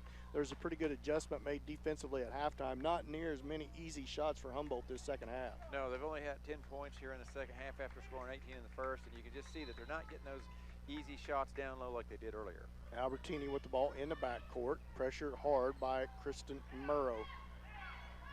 Bounce pass over to Harris. 14 fouls. Humboldt's going to have to foul here before long. maybe they don't have to, but there's a foul on the floor. Wolves with the foul, just the 5th team foul. Indians need holding on tight. Yeah, Indians have done a good job. I only have them down for 1 turnover this second half, Dan, so now's not the time to start. Albertini with their left hand, pressured hard by Murrow. About lost it, almost a carry. Feeds it off to Struthers. Struthers fouled again by Wool. 8 seconds left to go in the game. Yeah, you talked about earlier, Dan, they've had to waste 30 seconds just getting fouls to get to the bonus. So Indians have done a good job of not turning the ball over and being able to run the clock without having to worry about turning or giving the ball back on free throws. Sophia Albertini goes to the line to shoot the front end of a 1-and-1 as Murrow fouls Albertini on the inbounds. 7th-team foul. Only the first free throw for the Indians here in the second half, 3rd for the game. 30 seconds left, 5-point ball game, 33-28. Don't necessarily want to foul here. Be aggressive, ball's loose, but Humboldt chases it down. Murrow with it to Wolves, 19 seconds, 18. 3 on the way as she was open off the backboard, no good. Claire Bradshaw with the rebound, she's fouled, and she'll go the line to the 1-and-1. So the Indians in good shape here. 5-point lead with 13.3 seconds left to go as Claire Bradshaw just 2 points on the night, but has a chance here to try to close things out. Shooting 1-and-1 from the free throw line. Settles in at the line, 13.3 seconds left to go, 33-28, 5-point lead for the Lady Indians. Bradshaw's free throw in there and good. Next one's a big one, Dan. It'll make it a 3-possession game if she can make this shot. Bradshaw's 28, 7-point lead. Now, Elise Doherty with a rebound, dribbles back out, and she's going to be fouled hard by Humboldt, so she'll go the line for. Wow. She got hammered by number 25. I mean, she clotheslined her as she was going by. I mean, she wasn't trying to hurt her intentionally. I wouldn't have said it was intentional. She was just playing, you know, a hard foul, and wow. Dangerfield with the basketball, tries a 3, no good.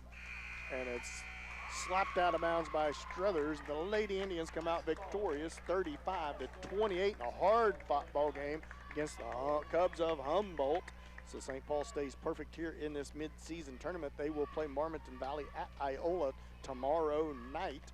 As we'll take a timeout. We come back from that timeout. We'll have all the in-between game stats, final game stats, and the pregame for the boys' action versus the Humboldt Cubs. We'll be back after this 2-minute timeout. You're listening to St. Paul Basketball on Hot 105.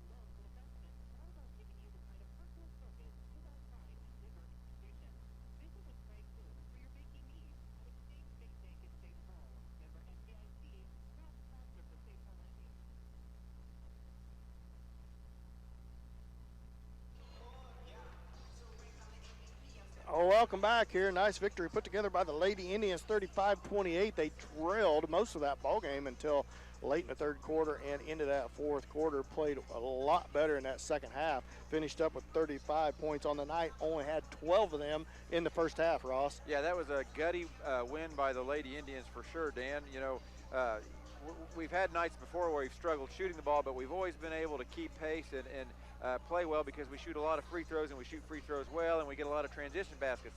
This game was even, we weren't getting free throws. The refs weren't calling a lot of fouls on either team, and we didn't get a lot of transition baskets. And so, you know, everything we scored we had to really earn, and it was a nice job with Lady Indians to do that.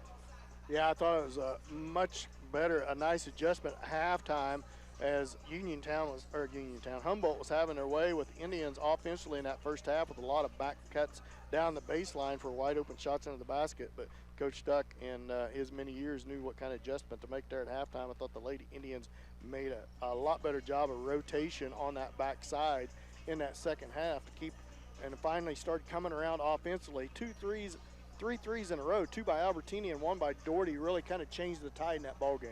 Yeah, right at the end of the third quarter, we hit those 3 threes in a row, and you could just see our spirits lift, and you just see Humboldt kind of slump their shoulders a little bit because, you know, 3 threes is pretty hard to watch when you've been leading the whole game. We're going to take another timeout. When we come back from this next 2-minute timeout, Ross is going to have all the individual scoring for that ball game. We'll be back after this 2-minute timeout. You're listening to St. Paul Basketball on Hot 105.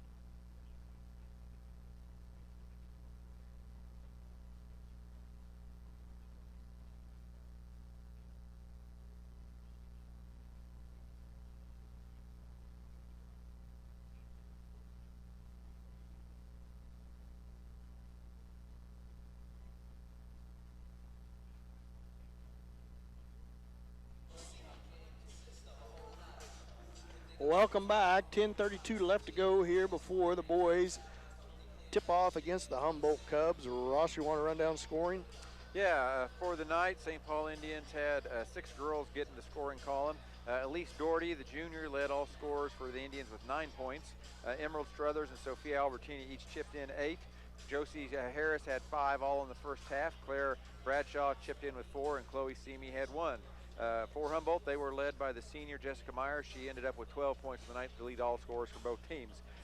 You look at the stats, Dan, we talk a lot about if the Indians with our good defense can shoot 40% for a game, we're a very hard team to beat. Well, second half, when we took a 6-point deficit and turned it into a 7-point win, we shot 41%. So that shows you what decent shooting can do for a team with our defense. For the game, for three-pointers, we shot 33%. And overall for the game, 31% for 2-pointers, 33% from three-point land, and free throws. Only 60%, but that's a little misleading because we just only shot 5 free throws for the night, which usually, you know, a lot of nights we're getting 15 to 18 free throws. So I think that was one reason we had trouble scoring is we weren't getting to the free throw line when we were driving it into the basket. Yeah, you called it. You called the 40% there at halftime. If the Indians could shoot, they get back in that game. You can live with 33% from outside the arc. It'd be nice to be up around that 40%, but 1 out of every 3 from outside the arc is way better than we have shot in the past, Ross. Yeah, you can't complain. Nice job on turnovers, Dan, too. I had us only down for 6 turnovers for the night. And some nights we'll have, mid-teams easy enough. So that was another reason maybe we were able to shoot poorly, at least especially that first half, but able to win the game because we weren't turning the ball over either. Right, 8:42 left to go here before tip-off of the second game between Humboldt and St. Paul in this mid-season tournament. It's a 8-center tournament, but they broke it up into 2 round robins, 2 sets of 4 in a pool. And our pool play is St. Paul, Iola, Humboldt, and Marmaton Valley. The Lady Indians come out with a nice victory against Iola Tuesday night, followed it up with a nice victory here against Humboldt, and we'll play Marmaton Valley at Iola tomorrow night. The Indians' tough loss against upper-class Iola kind of put it to the Indians, although talking the boys, right? The boys, excuse me. The boy, I rotated right into boys play. The boys took a tough loss against upper-class Iola Tuesday night, but honestly, the boys has had pretty tough competition, all along, so has the girls. But the boys, I thought, looked a lot better the last couple games. A very young team also with just 2 seniors on the squad for the Indians. Ivan Murillo logged quite a bit of playing time for the Indians, but the rest underclassmen, and kind of like the girls, finding their way offensively on the court, Ross. Yeah, the young Indian boys team has definitely taken their lumps this year, but, it's a process, and sometimes you got to, take your lumps early, but hopefully by the time these kids are juniors and seniors and have experience and grow and get a little bigger, then they're ready to start inflicting the pain maybe on the other teams, and I think that's what we're hoping for. This is definitely a rebuilding year after graduating a pretty big and a pretty talented senior class last year. But like you said, they've looked pretty good the last 2 or 3 games. It's just, we're playing some pretty good teams, and you see that, especially when our girls program has been as strong as it has been over the years, Dan. You tend to try to schedule tough opponents so the girls can get good competition. But usually when you're doing that, you're also scheduling tough opponents on the boys' side. And when your boys are really young, I mean, we talked about the girls being young, but I think the boys are even younger because even though grade-wise they're about the same, the boys just didn't get the experience last year that our girls did, on the court. And you're just seeing them struggle when they start to play those teams from pretty big classes. We played Arma really tough the other night, but that's a team that's more our size and more our speed. Yeah, and let's be honest. I mean, boys, they mature different physically. So when the boys are seniors and you're out, you have sophomores on the floor against seniors. A lot of time you're outsized and outweighed by quite a bit. Yeah, you'll see boys grow a lot between their junior and senior year, and so if you can put seniors out on the court, it just makes a big difference. About 6:03 left before tip-off of boys action between St. Paul and Humboldt here tonight. We're going to take another break. We're going to take a little bit longer break here. We take about a 4-minute break here as we have to use a restroom here in between games. So we'll be back after the extended break. We'll be back after this 4-minute break. This is St. Paul basketball on Hot 105. Hey, Tina. I will holler at you when we're back, okay? Thank you.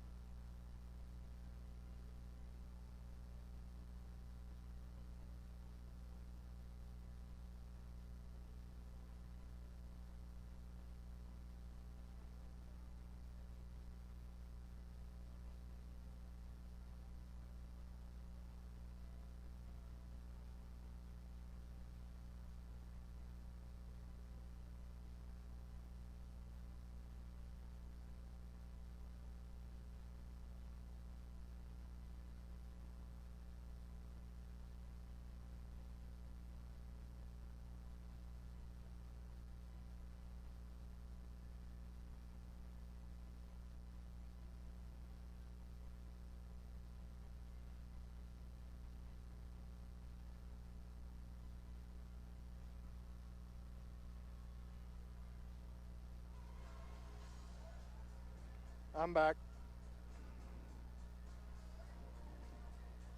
Yeah, I'm back.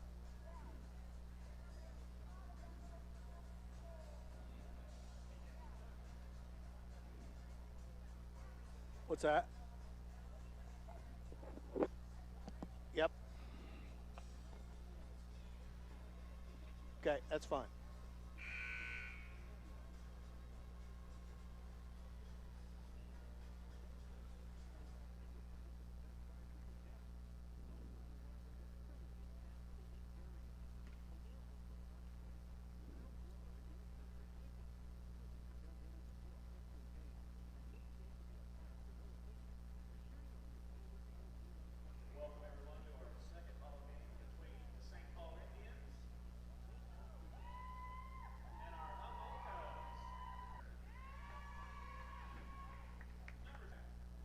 Starters for the Indians is North. Sophomore, Mr. Watrick, Kaiser Watrick. Sophomore, the Indians. Number 4, Peyton Barnett, starter for the Cubs. Yeah. Levi, that's not the same number I have. Number 10, Levi McGowan. Trey Summers, number Summer, number 15. Number 23, Gavin Page. And the last starter is number 20, So I was hoping there's Will Height. As we are set to get underway here in the last game between St. Paul and Humboldt. St. Paul will start with possession of the basketball. On the floor for the Indians, 3 sophomores, a junior and a senior. Watrick with the basketball for the Indians. Screen set by Beechner. Beechner with the basketball. Tries to pass it inside to Murillo. Gets it stolen away by number 10 for Humboldt. McGowan with the basketball. Whips it around down inside. Turnaround jump shot. In and out. No good. Rebound. Offense rebound. Humboldt. Rebound comes out to Murillo for the Indians of St. Paul. Whips it over the head of Watrick. Turnover goes right back. Yeah, you know, when you have a young, inexperienced team, getting off to a good start is such an important thing, Dan, because confidence, you know, obviously is a big factor for a team like St. Paul. It'd be nice to see us come out. Humboldt basketball. Number 23, that is a Page with the basketball. Holds it to right wing, guns up a three-pointer and gets it to go from the right wing. Oh, no, it's two-pointer. Foot was on the line, toe was on the line. 2-0. Humboldt leads just underway here in this ball game. Bounce pass inside to Murillo. Spins in the lane in front of the rim. In and out. No good, but he's fouled. And he'll go to the line to shoot 2. Ivan has a little size advantage down underneath Ross. Yeah, Ivan's a big, strong kid. He has good feet. You know, good, fairly quick for the way he's built. He's kind of built like a tank, and you know, I think if he wants to post up, I think he could be a nice post-up player down low. Murillo at the line to shoot 2. First one's right up and through there. He has good touch on his shots. Austin O'Hare unavailable tonight. That'll be hurt the Indians a little bit of back trouble.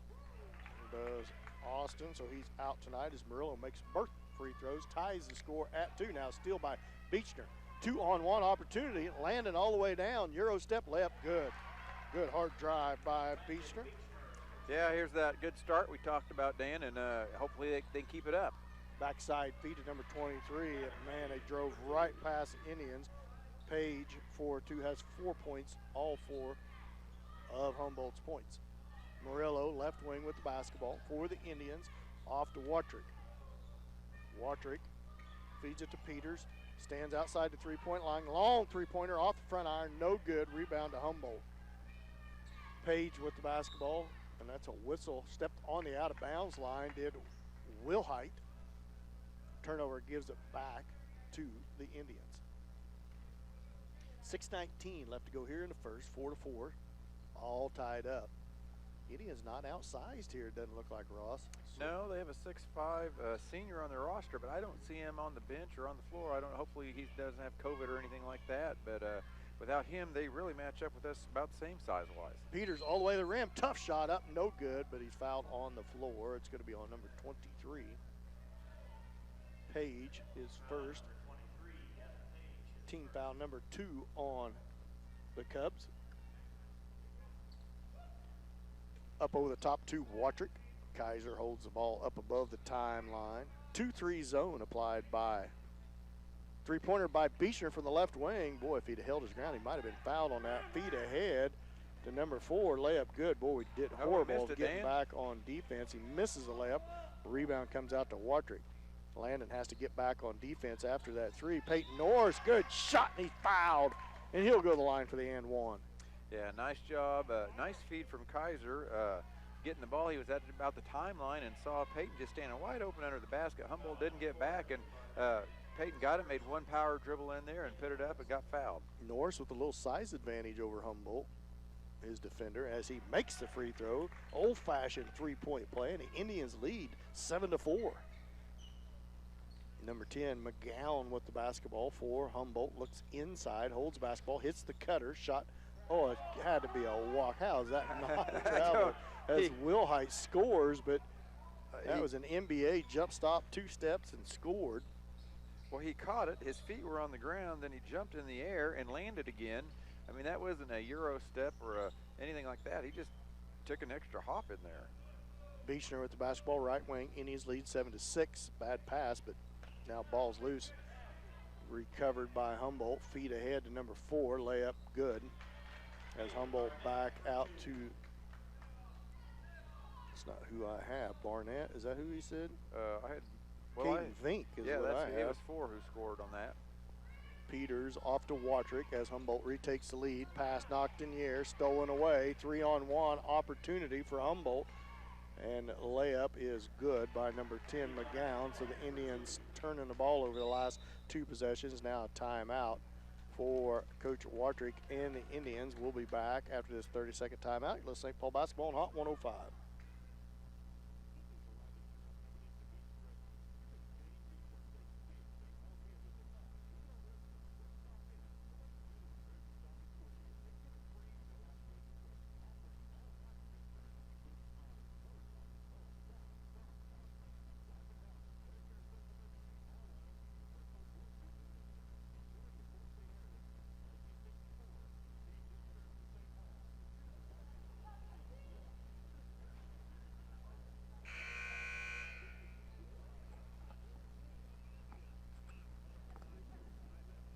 Welcome back. 4:38 left to go here in the first period. 10-7. Humboldt up by 3. Indians with possession of the basketball.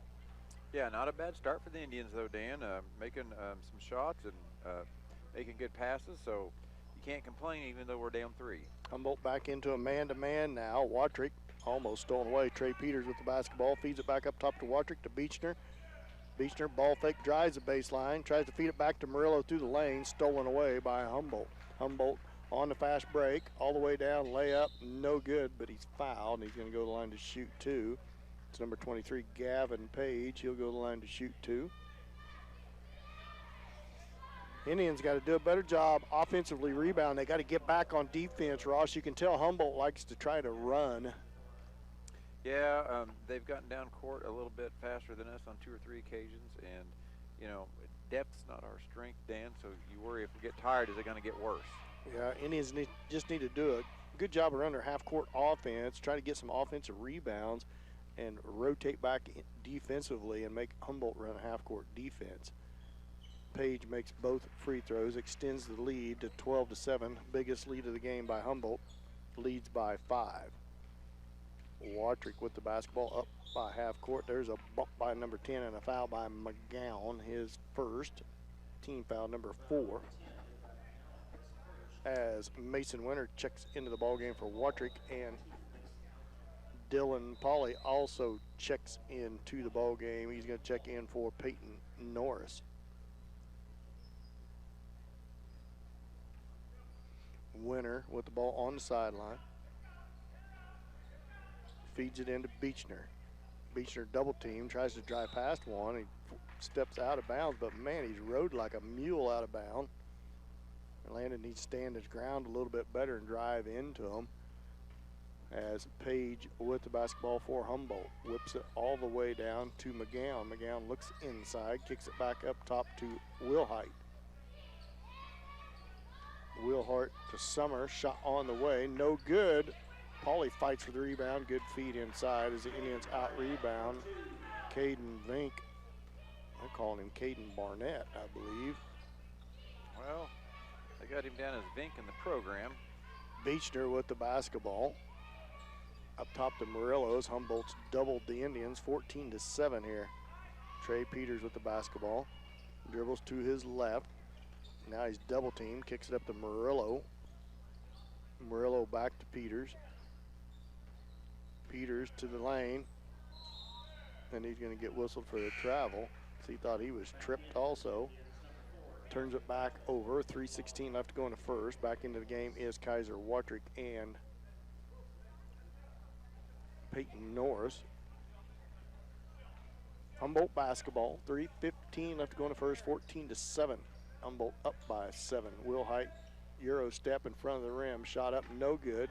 Fought for, rebound comes out to Watrick and he's fouled. On the floor, 5th team foul on Humboldt. And that's going to be on number 10, his second.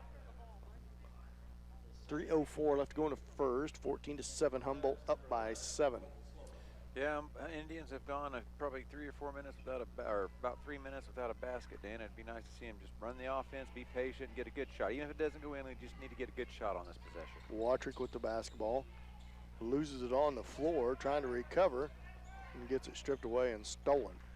Humboldt basketball down, a Will Height with it, picked up by Watrick. Now three-pointer on the way, off, short, no good. Rebound Humboldt.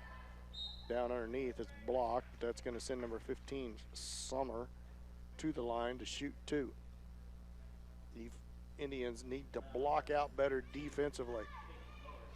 Yeah, we're giving Humboldt second chances, and when you know, you're a young team and it sometimes scoring's a struggle, that's not a good recipe for success. Summer misses the first as he lines up for a second. Trey Peters back into the game for Landon Beechner, his first breather of the ball game. 2:40 left to go in the first, 14-7. Humboldt up by 7. Second one rattles home and is good.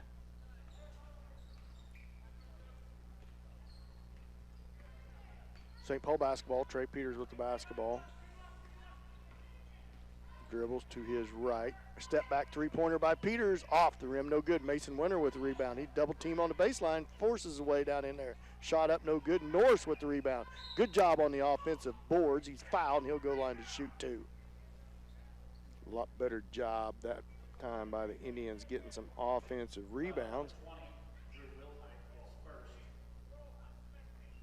I called that on the floor, Dan. We have had a tough time getting how shooting is that fouls on the floor? I have no idea how that's on the floor. When he got the rebound, he put it back up for a layup. He missed it, but he's fouled on the floor. 16 foul.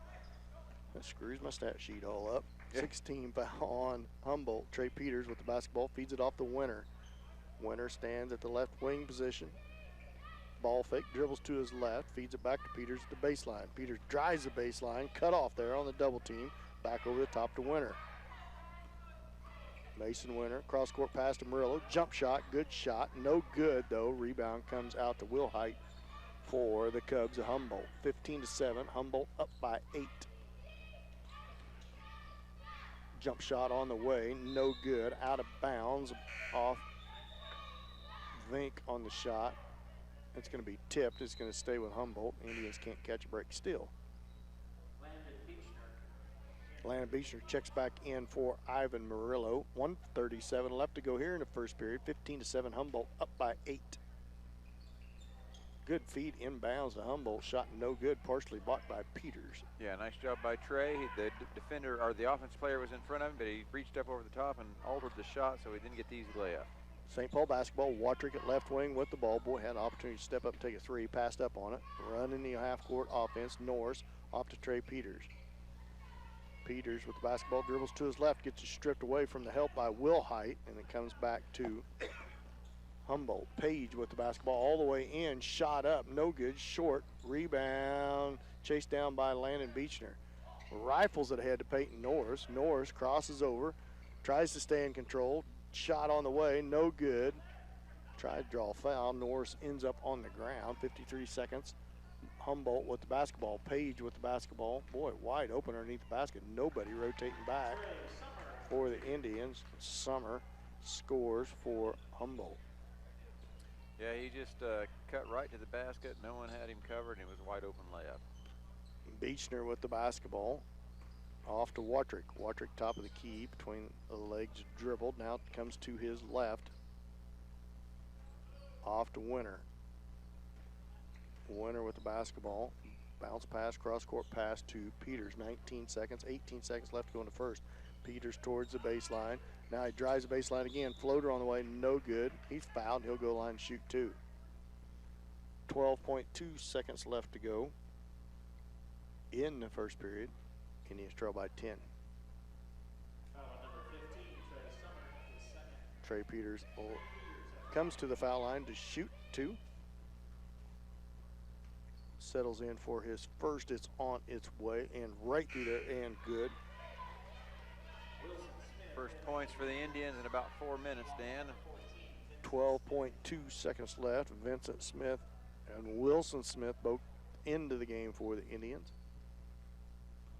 Peters settles in for his second. On its way and off, no good. Rebound comes out to Sommer. Page with it. Oh, he walked, got away with it. Back to Sommer. Down to the baseline. 2 seconds, 1 second. Shot three-pointer on the way. No good. Rebound Indians. So at the end of one, 17-8. Humboldt leads. Will be back after this 1 minute timeout. With St. Paul basketball on Hot 105.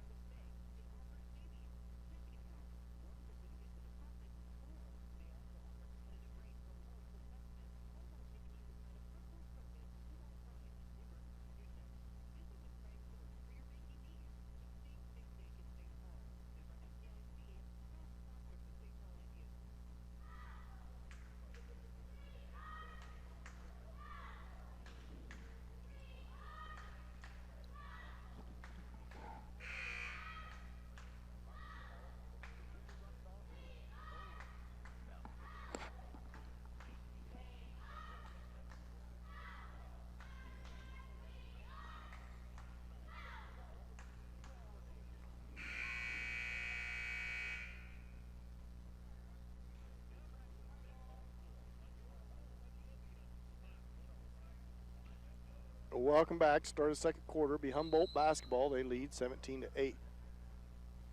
Yeah, you know, tough first quarter for the Indians. They did some good things, Dan, but playing against a team that playing pretty good basketball, and it's tough. Humboldt basketball, right wing, over to Vink. Three-pointer by Page, no good, short, but offense rebound by Sommer. Another two on the way, in and out, no good. Rebound, St. Paul. Beechner with the basketball. Beechner ball fake, drives towards the right baseline, dribbles back out behind the arc, picks up his dribble, kicks it back up top. They're going to whistle Humboldt for a foul away from the ball. They're going to call that on Page. That'll be his second. No?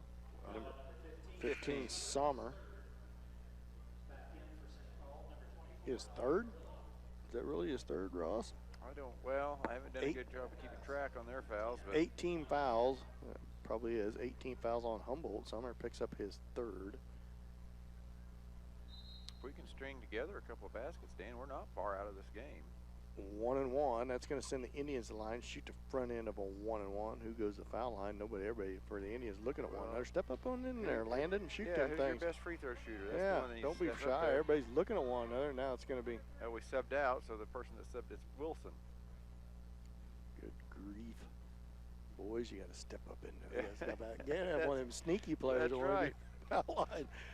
Wilson Smith goes to the line to shoot. 1-1. And he misses, no rim, and it goes back to Humboldt. Now the sub's allowed to come in the game as Murillo checks into the game. That must be an old school strategy, Dan, because I was thinking the same thing. When everybody's looking at your best free throw shooter, you just step up there like it was him. It was me. It was me. Humboldt basketball. Number 10, McGowan with it. Feeds it down the baseline. Wide open three-pointer. Short, no good. Rebound comes out to Peters. Peters with the ball fake all the way in. Layup, no good. And they called that charge before he even made contact. Yeah. 7:09 left to go here in the second period. 17-8. I like that. Watching no NBA, but they have that arc where you're too deep under the circle, and that for sure. That he was clear underneath the basket, and they almost blew the whistle before Trey even made contact because Trey was coming down the floor real hard. Shot up, no good by Humboldt. Rebound landed Beechner. Beechner pushes the ball down hard. Good job by him. Whip it around. Murillo thought about a three, passed on it. Now Peters shoots a three, in and out, no good. Going offensively, they could compete in this ball game. Yes. Will Height with the basketball, right wing, 6:34, but it all starts defensively. So see if the Indians can get a good stop with the ball. Shot up, no good. You got a rebound, boys. Page, put back, no good. Tipped around, controlled by Humboldt. In and out, no good. And finally, Murillo brings the rebound down for the Indians. Yeah, Humboldt coach is a little frustrated. They had 4 shots that time down the court and just couldn't get him to fall. Murillo with the basketball, left wing. Dribbles towards the top of the key, feeds it off to Watrick. I'd sure like to see us post up Murillo a little bit. And We got a size advantage. Yeah. Trey Peters got a size advantage. Landon is pretty close. Landon gets it stripped away, but he's going to be fouled as he tried to drive in. Good help by Page for Humboldt. Who's that going to be on? That's going to be on number 20 of them, 1-1. Mason Winter checks into the ball game, gives Vincent Humboldt. Beechner makes the first. Going to be a good ball player. Landon's really started to grow. So has Kaiser Watrick. Started to shoot up a little bit as Beechner makes them both. Well, that's like we talked about. Boy, you get to be a junior, senior, you start to grow, and be nice to Kaiser and Landon. Humboldt made it look easy on the good ball movement. Hit him in the lane right underneath the basket, standing by himself. Watrick with the basketball, and they let it, call it out on Landon instead of a foul. 5:23 left to go in the second, 19-10.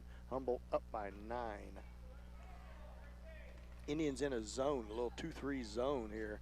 They hit the free throw line. Slocum back up top. Three-pointer on the way. In and out, no good. Trey Peters with the rebound. Yeah, I think it's a good strategy by Coach Wytrick. Humboldt's not really hitting threes right now. Let's stay in the zone and make him try to make a few, and hopefully it'll also help us on our rebounding. Kaiser Watrick drives towards the baseline. Cut off there. Feeds it to Murillo. Ooh, he with the rebound for the Cubs of Humboldt. 4:45 left to go in a second. Will Height all the way in. Tough shot. Gets it go off the backboard. His 4th point of the night. Timeout. Coach Watrick will be back after this 30-second timeout. St. Paul basketball on Hot 105.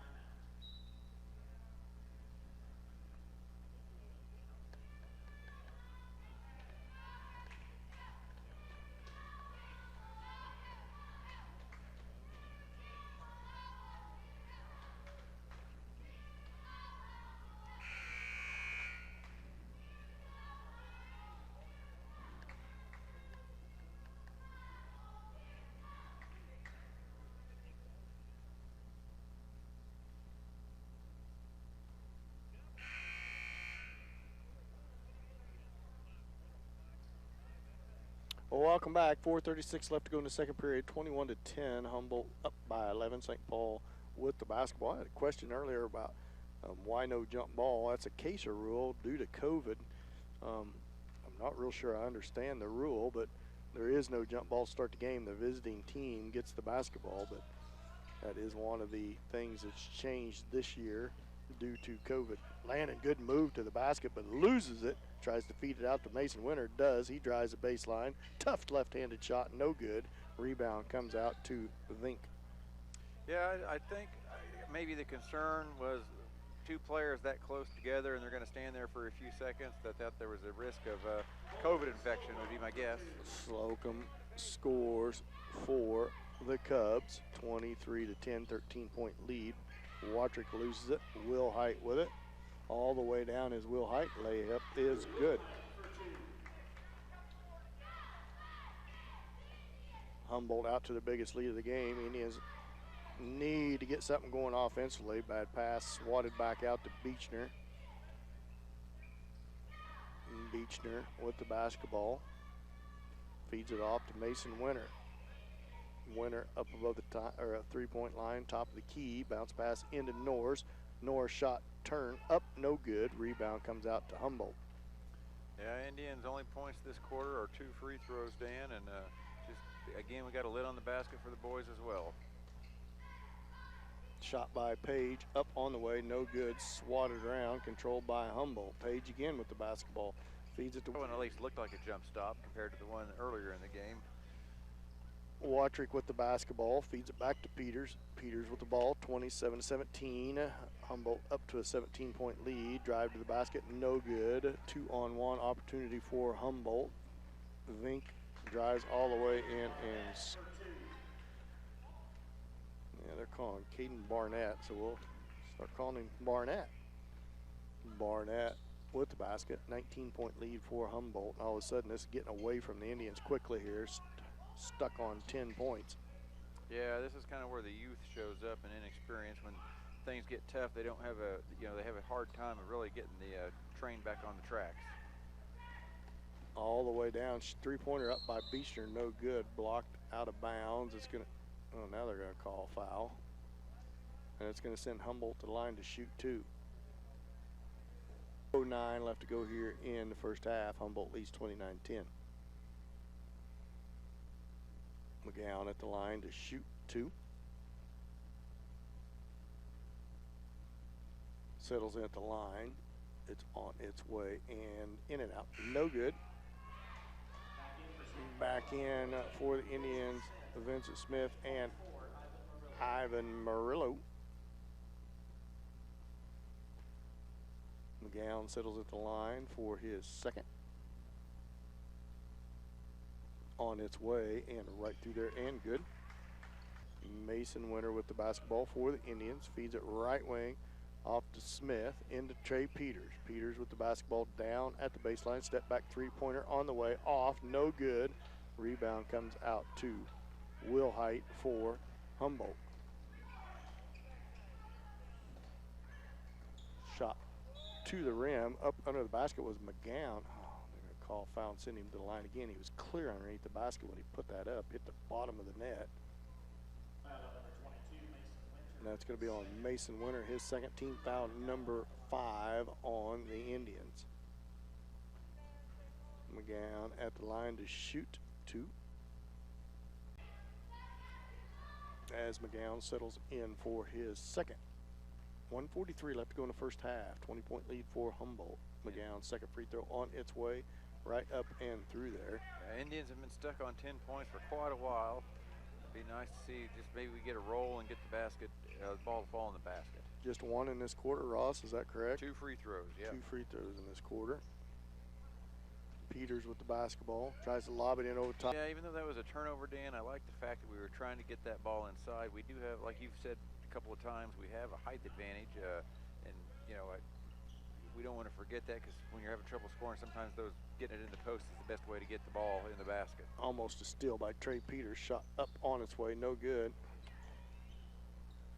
And Barnett with the basketball. Vincent Smith comes out of there with it. Smith down with his left hand, tries to feed it to Peyton Norris, recovered by Peters. Three-pointer on the way, no good. Vincent Smith with the rebound, no good. But he's fouled, and he gets to go to the line to shoot 2. Norris at the line to shoot 2. They didn't call that one on the floor, did they, Ross? No, I think he won. First one up on its way, long, no good.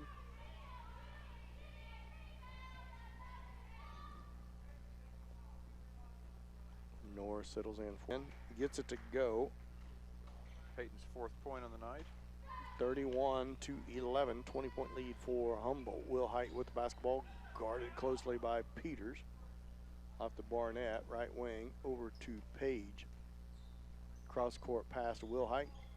Fakes the 3, bounce pass inside. Barnett, good turn on that shot. Yeah, did a nice job of taking a dribble in the lane and kind of get some separation from him, the defender, and then just putting a little turnaround jump shot in.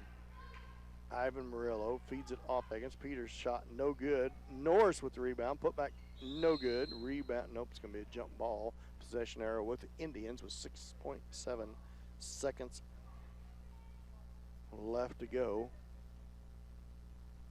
in the first half. Trey Peters set to put the ball in play for the Indians. They line up on the four corners. Peters set to put it in play. Murillo comes around. 5 seconds, 4 seconds. Need to do something here.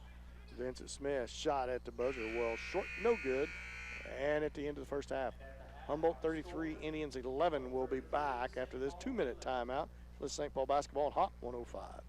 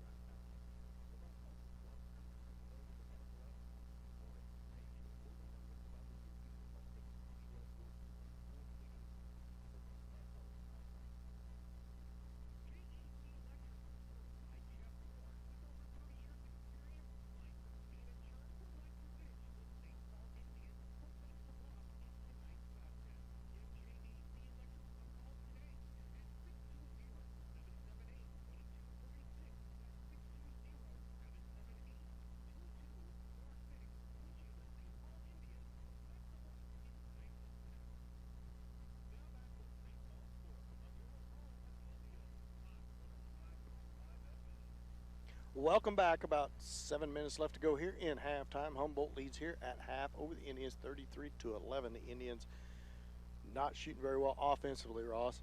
No, it's been a tough night from the field, Dan. They were 0 for 14 in that second quarter, shooting only 9% for the night, and 0 for 9 from three-point land. And when you're having trouble shooting, that it starts to that feeds on itself.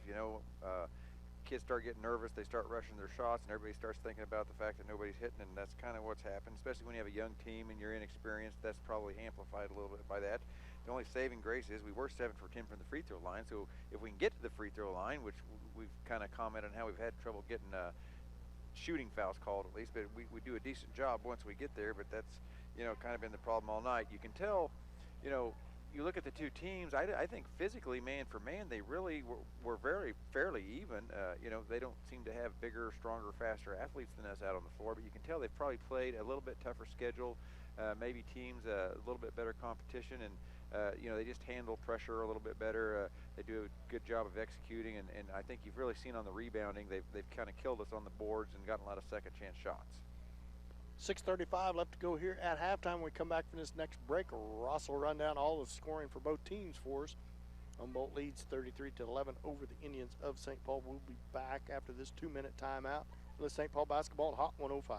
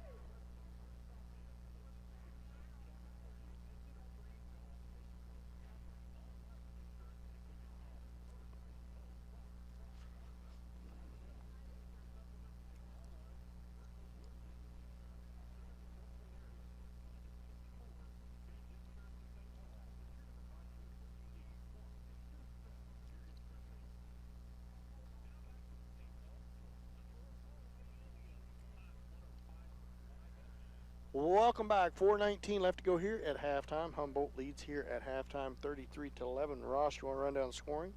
Yeah, for the Indians, Landon Beechner and Peyton Norris each have 4 to lead the team. Trey Peters has a free throw, and Ivan Murillo's 2 for 2 from the line for 2 points as well. So not a lot of scoring in the scoring column for us. For Humboldt, they're led by Drew Wilhite, the junior, 6-foot junior. He has 8 points. They have a pretty balanced scoring attack as well. Yeah, Dan, you're down 22 points. I think if you're Coach Weitrick, expecting your team and making some adjustments and coming back from that's going to be a tough order to, tall order to fill. But maybe you go in and you say, hey, look, guys, we can't get this back all in one, one shot. Let's try to just chip it away at that. And maybe you take a 22-point lead and you say, hey, by the end of the third quarter, let's get that down to about 15, 16, and then see what happens in the fourth quarter. Maybe you can chip it down to single digits and see what happens. Otherwise, when you're young like the Indians and inexperienced, you just want to see them come out and A, play hard, and B, just make improvements. Rebounding was a little bit tough that first half. Hey, maybe let's just rebound better this second half. Let's cut down the turnovers. The score will take care of itself at some point, but let's try to do some things and make some improvements. I totally agree. Take it small. You eat an elephant one bite at a time. So first thing to do is try to clean up that shooting from on offensively, get that shooting percentage like you with the girls. Same analogy you made at halftime. You get up to that 40% range, you'll be a lot closer in this ball game in the second half. You may not win it, but just chip away and try to get a little more fluid offensively in that third quarter. The Indians being aggressive, as you stated earlier. I got them for 7 for 9 from the foul line, just 2 field goals made from the floor. The other 7 points at the foul line. So that's a good thing. Getting to the foul line, that means they're being aggressive or getting some offensive rebounds. Yeah. One thing for sure they need to do, Ross, in my opinion, is cut down on turnovers. Yeah, I had down for 14 turnovers for the half, which is never good. And obviously, every time you turn the ball over, that's one less time you're going to get to shoot the ball. And it takes away from your offensive rhythm. So if they can cut the turnovers down, that'll sure help. But I think you're right, Dan. Drive the ball to the basket, make the refs call a foul. Sometimes you turn it over, sometimes you get it blocked, but you make something happen and you're aggressive. You get to the free throw line, and usually 9 times out of 10, when you drive the ball to the basket, something good happens. And I think the Indians maybe need to try to get that strategy to get some confidence going out of this game. We're going to take another break before we tip off to the second half. We're going to take one last 1-minute timeout. You're St. Paul basketball on Hot 105.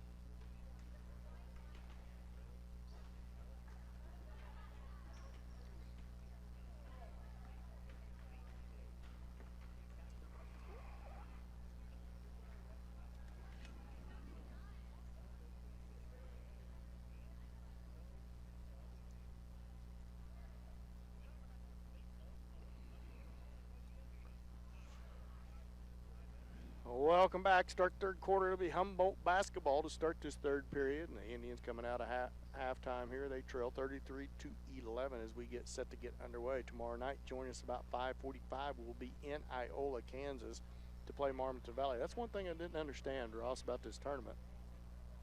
Is Tuesday we travel to Marmonton Valley to play Iola, and tomorrow night we travel to Iola to play Marmonton Valley. You think they would have switched that around a little bit there, but yeah, I'm sure they had a reason for doing it, and they didn't consult with us. But and you think, well, maybe it's so no one has a home court advantage. But we're playing Humboldt, and they have a very nice gym, by the way. This is a first-class facility they have here. It is a very nice facility. Got a walking track above the gym that we are sitting on. Got a nice view up here, besides a railing right here at our eyeball level. But good pass, inlet pass of Humboldt to start the way. So on the back cut, Levi McGowan scores for Humboldt. So the Indians see if they can get on track offensively here in their half-court office. Watrick holds the basketball, dribbles towards the top of the key. Now he picks up his dribble, whips it over to Peters at left wing.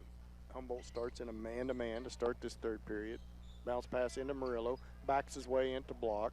Oh, Should've- Ivan, you need to take that up. Yeah. You're a big, strong kid. Just take that up. Make him foul you. Peters at the left wing, jacks up a three, short, no good. Peyton Norris, put back, gets it to go. Good shot by Norris to get a field goal to start this third period for the Indians. Will Height with the basketball for Humboldt. Off the page. Yeah, that's why if you don't turn the ball over and you actually get a shot off, we have an advantage height-wise. It gives you a chance for an offensive rebound, and when you turn the ball over, you don't even get that opportunity. So that's nice to see us get the shot and the rebound. Norris with the foul, and that's going to send number 15, Summer, to the line to shoot two. I think that might be Peyton's third, Dan. Just a second. Second foul on Norris, first team foul on Humboldt. That's why I'm not the official stat keeper. Makes the first, does Summer, as he settles in at the line for the second. It's on its way up and rattles home and is good. 37-13, Humboldt leads. Let's see if the Indians can keep their half court going here. Start this third period was successful. Good inlet pass to Norris. How to get that blocked as he went up. He got it blocked by number 10 and about 4 inches on McGowan, but good hops by McGowan. A drive by Wilhite all the way down through the Indian defense and scores. Yeah, Will Light continues where he left off in the first half, giving him 10 points on the night. Indians back down with possession of the basketball. Wartrick lobs it in to Norris. He's fouled, and he's going to go line and shoot two. Yeah, you know, that's 3 times down the court, Dan, that we've passed the ball inside. And, well, I guess we got an offensive rebound, but, you know, good things happen when you get the ball down low. Peyton gets to go to the free throw line and shoot two. He had the ball, he had a block last time down the court, but that's okay. You just keep going inside. Norris with his first off the rim, no good. As he settles in for his second. 6:17 left to go here in the third. Norris's second on its way. Good. He gets 1 out of 2, does Peyton. 3 points here in the third quarter. Good start to the half for Peyton. 7 points on the night for Norris. Poked away by Norris off to Barnett. Barnett drives in. Floater on the way short, no good. Peters with the rebound for the Indians.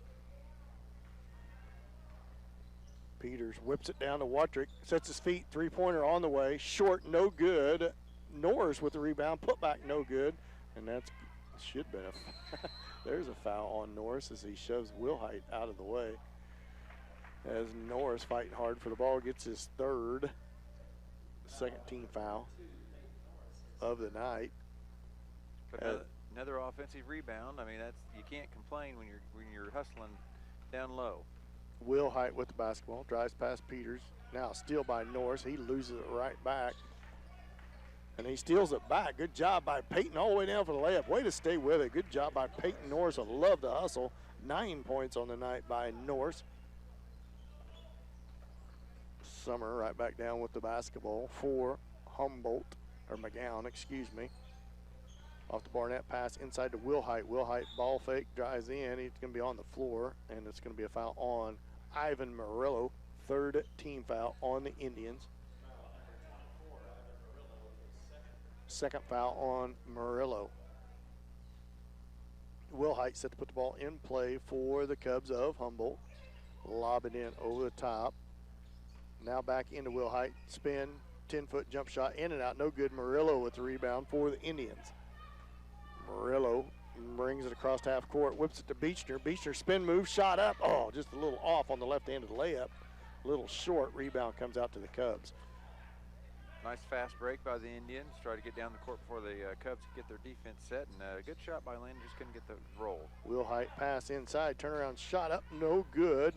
Saved back inbounds, right to Wilhite. And Peyton Norris just picked up his 4th foul. Too many offensive rebounds allowed. That's Norris's 4th, team foul number 5 on the Indians. Yeah, tough luck there for Peyton. Get the ball down low, and they're down there like that. There's not much you can do sometimes with foul. Summer on at the line to shoot two, makes the first. Made his last 2 when he was at the line. settles in for his second. It's on its way and right through there. We have to foul at the end of the game, Dan. Don't foul him. Yeah. Watrick with the basketball. 5 for 6 from the line, I believe he is. Summer. Peters with the basketball, drives in, has it stripped away, gets it back in the lane, turnaround left-handed shot, rolls off. Boy, the Indians just all the way around the rim, just can't get it to go. Will Height all the way down, shot up, no good. Rebound, Caden Barnett, and he scores his 10th point of the night for Humboldt. Watrick with the basketball, right wing. Reverses it back down to the baseline to Peters. Peters into Murillo. Murillo, nice strong move off the back iron, no good. Who's that going to be on? It better not be on Norris. Oh, he's going to call that on Peyton Norris. He just fouled out of the game. Are you kidding me? He had position on the Humboldt Cub. And that is Norris's 5th. Picked up 3 fouls in the first 4 minutes of the third quarter. Yeah, he was kind of in the wrong, I mean, just that was wrong place at the wrong time because I didn't really see the foul there. But before that, I really liked the ball getting it into Ivan, and Ivan making a strong move and didn't get the roll, but I'm telling you, more of that would be good. Another foul on the floor on the Indians.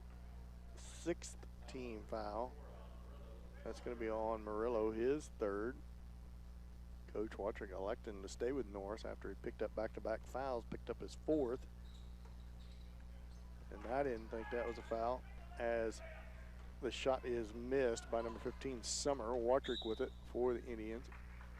And he loses it out of bounds and turns it back over to the Cubs of Humboldt.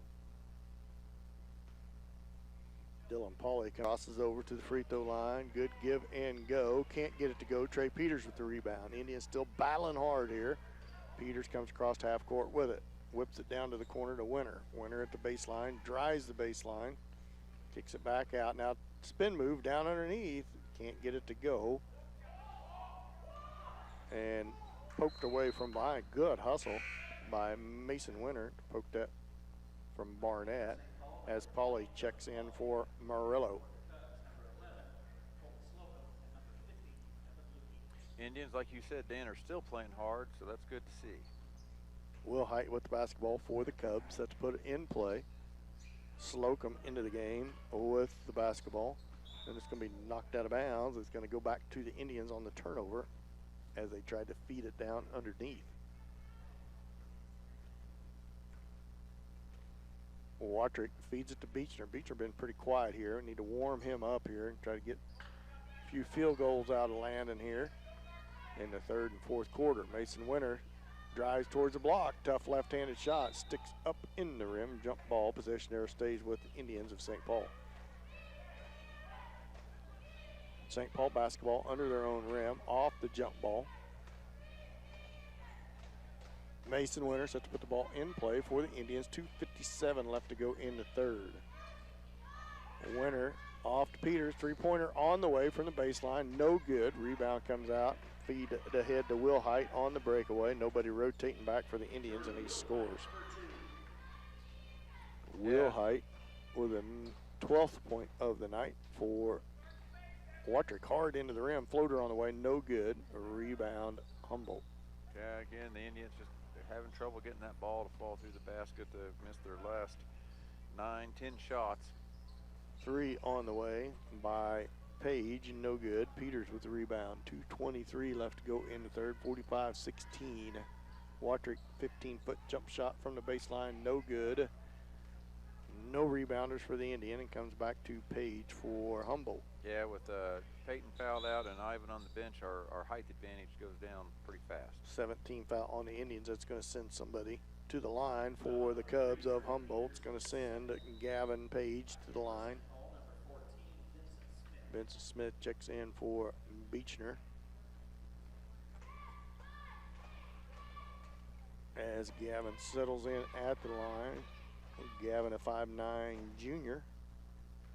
Just 3 seniors on the squad for Humboldt. None of them been in the game, so young squad here for Humboldt. Yeah. realize it, but Barnett's just a freshman, a 5'7" freshman, 12 points on the night for them, or 10 points. Page made his first, second one on its way and right up and through there. So he's a 4 for 4 from the foul line. 2:06 left to go in the third, 47-16. Humboldt leads big. Peters a long three-pointer off. Trace off to Wilhite.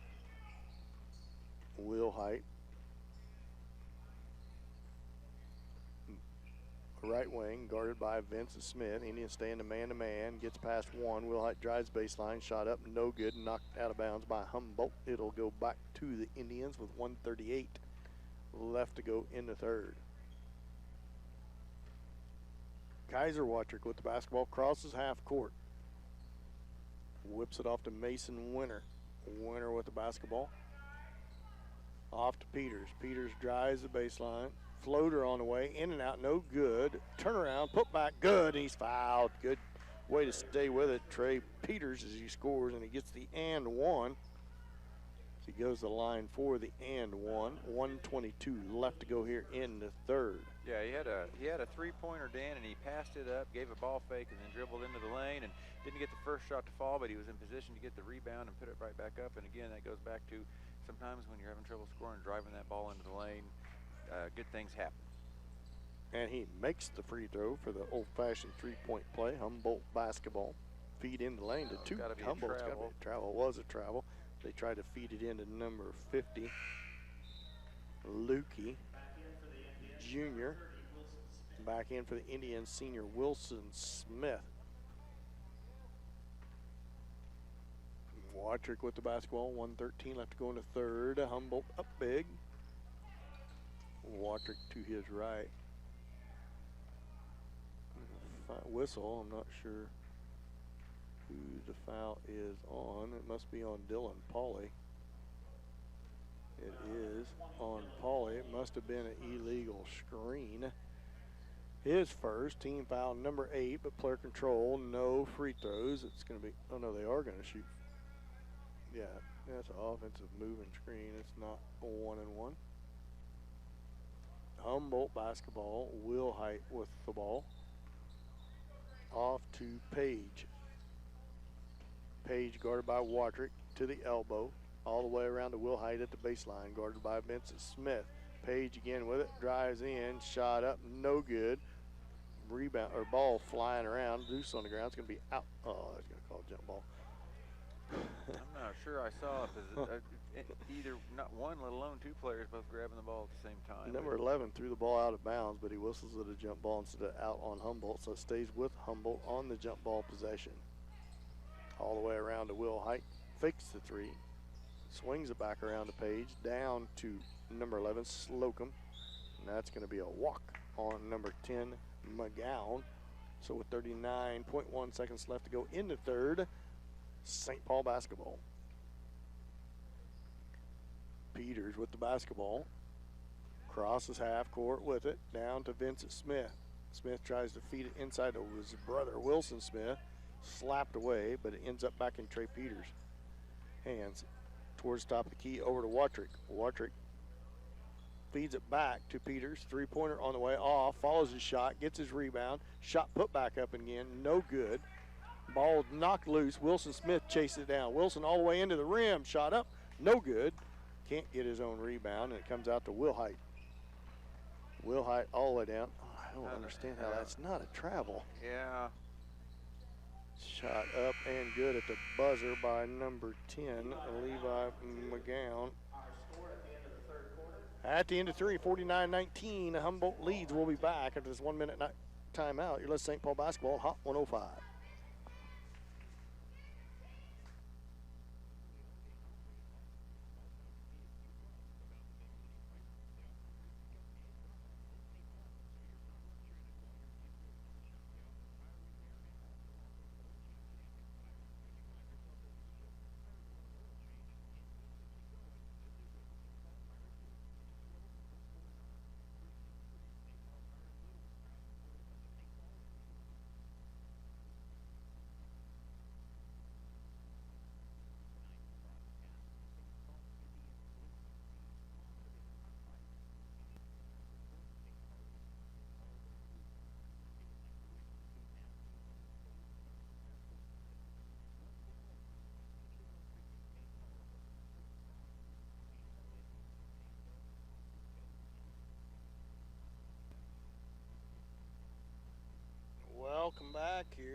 St. Paul trails going into the fourth quarter as Kaiser Watrick starts with possession of the basketball, or the Indians start with possession of the basketball, walks to the end across half court, whips it over to Peters. Humboldt comes out in a zone defense to start this fourth period. Humboldt up by 30. Vincent Smith with the ball. I don't know who he's throwing it to, but he threw it right to Humboldt. Fast break. Will Height with it. Lost it. Goes out of bounds. It goes right back to the Indians of St. Paul. Yeah, Dan, I've always felt like, the game's out of reach, obviously, out of hand right now, but a fourth quarter like this is kind of important for the next game. If you can make a few shots and do something positive to give you a little confidence going into the next game. And we play Moran, a league team that we should match up with well, and hopefully you can. For no good.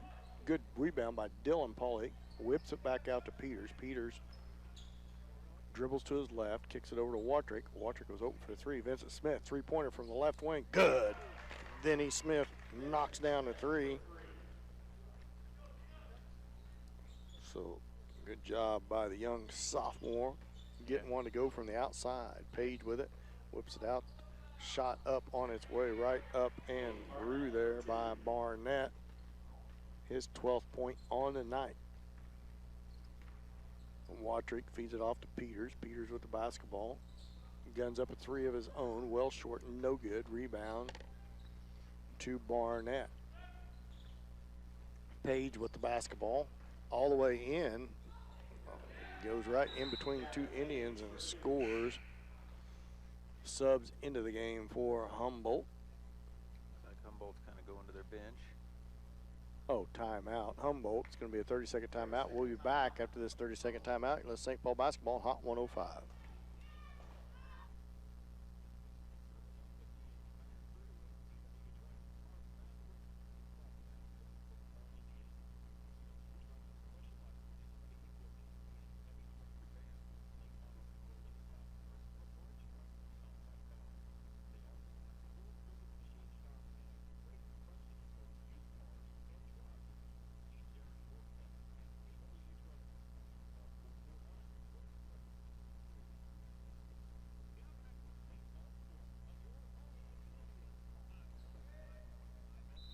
Oh, welcome back. 6:14 left to go in the game. Humboldt leads big over the Indians of St. Paul. On the floor for the Indian boys is Landon Beechner, Kaiser Watrick, Vincent Smith, Wilson Smith, and Dylan Pauly.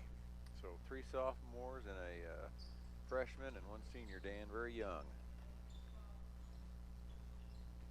And it goes out of bounds. Actually, 4 sophomores and a senior. Oh, 4 yeah, Dylan's a sophomore. Yes, 4 sophomores and a senior. Going to stay with St. Paul. Landon Beechner, Kaiser Watrick, Dylan Pauly, and Vincent Smith, all sophomores. Smith, same spot, another 3, just short on this one. Goes out of bounds and goes back to Humboldt. 5:42 left to go in the game. Humboldt's basketball. St. Paul will travel to Iola to finish out the Yates Center mid-season tournament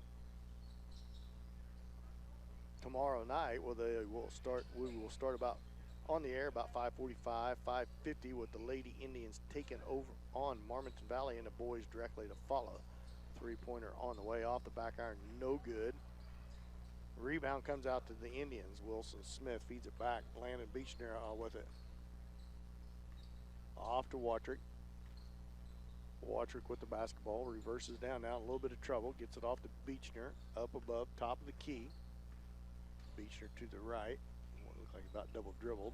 Off to Pauly. Pauly, good, tough drive into the lane, no good. Rebound comes out to Barnett. 4. Poked away from behind, good hustle by Vincent Smith. Chase that down from behind, poke it away from Barnett, and steal it back. Watrick with the basketball, feeds it into Wilson Smith, spins in front of the lane. Shot partially blocked, rebound comes out to Humboldt. Page with it.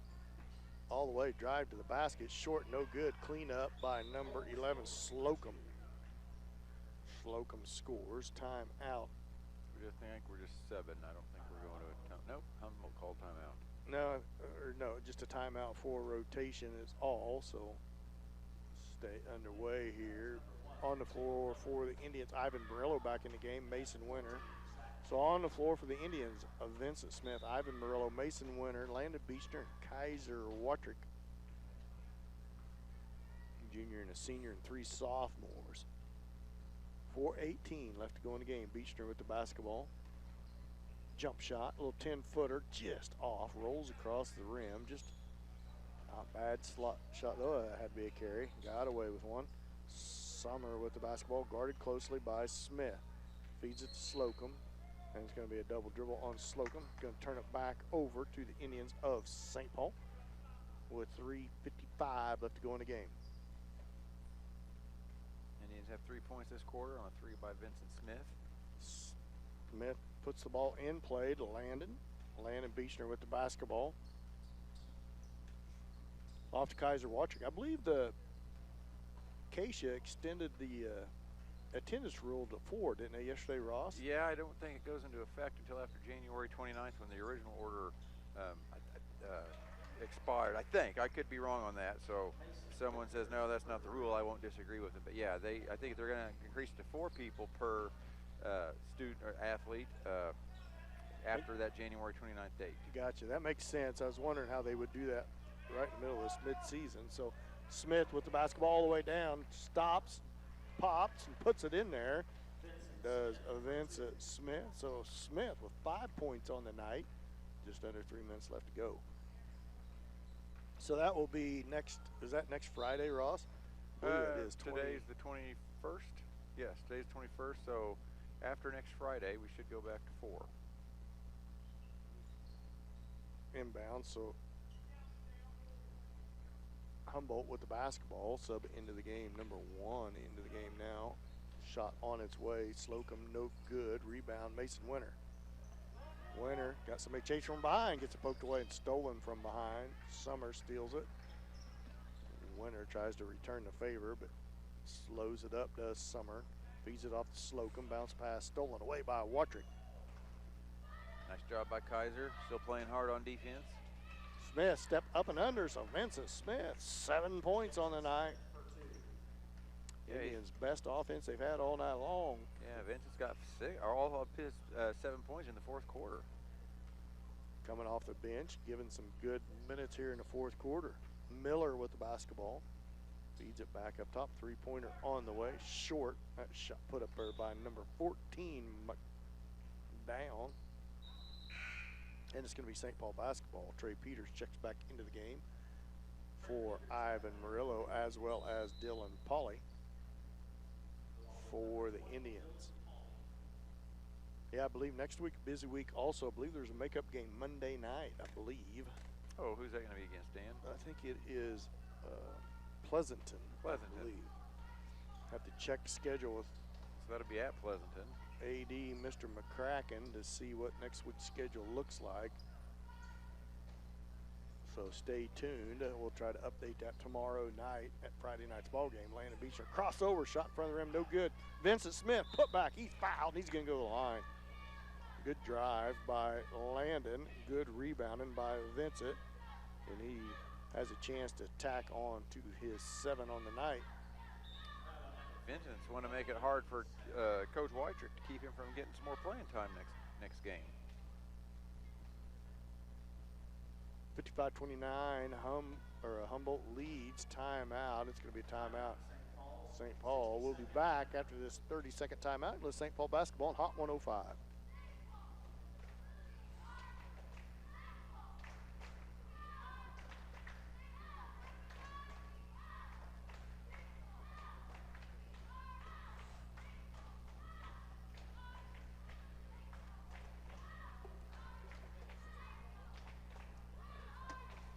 Yeah, about like the team.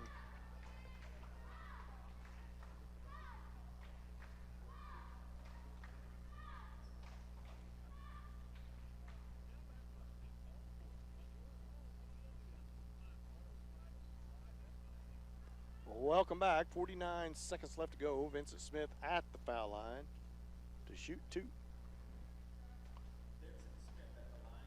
Smith 7 points on the night. Has a chance to make 2 free throws here as he lines up for his first. Coming out of the timeout by Coach Watrick. It's on its way off the back iron. No good. Trey Peters fights for it, but Humboldt comes out of there with it. Slocum with it for the Cubs. Boy, that was a carry, and he gets whistled for the carry, and it's going to turn it back over to the Indians of St. Paul. Indians are going to come out with a loss here, but a little better offense in that fourth period, Ross. Yeah, they only had 11 points in the first half, and I think they got 18 here in the second half, so seeing some improvement there. Beechler with the basketball off to Watrick, 23 seconds, over to Vincent Smith, thought about the three, passed on it, passed inside to Pauly, and he's fouled from behind. So Dylan Pauly, just a fourth team foul on the floor, so it'll be St. Paul's basketball out of bounds, and that's probably going to be the ball game. 6 seconds, 5 seconds left. Off to Beechner. At the buzzer, no good on the three. Final score, Humboldt 55, Indians 29. We'll run down scoring after this short 1 minute timeout. You listen to St. Paul basketball on Hot 105. Thanks everyone for coming out. Drive home safely. Please be sure to pick up your trash on the way out. Well, thank everybody for joining us on the live stream. Join us tomorrow.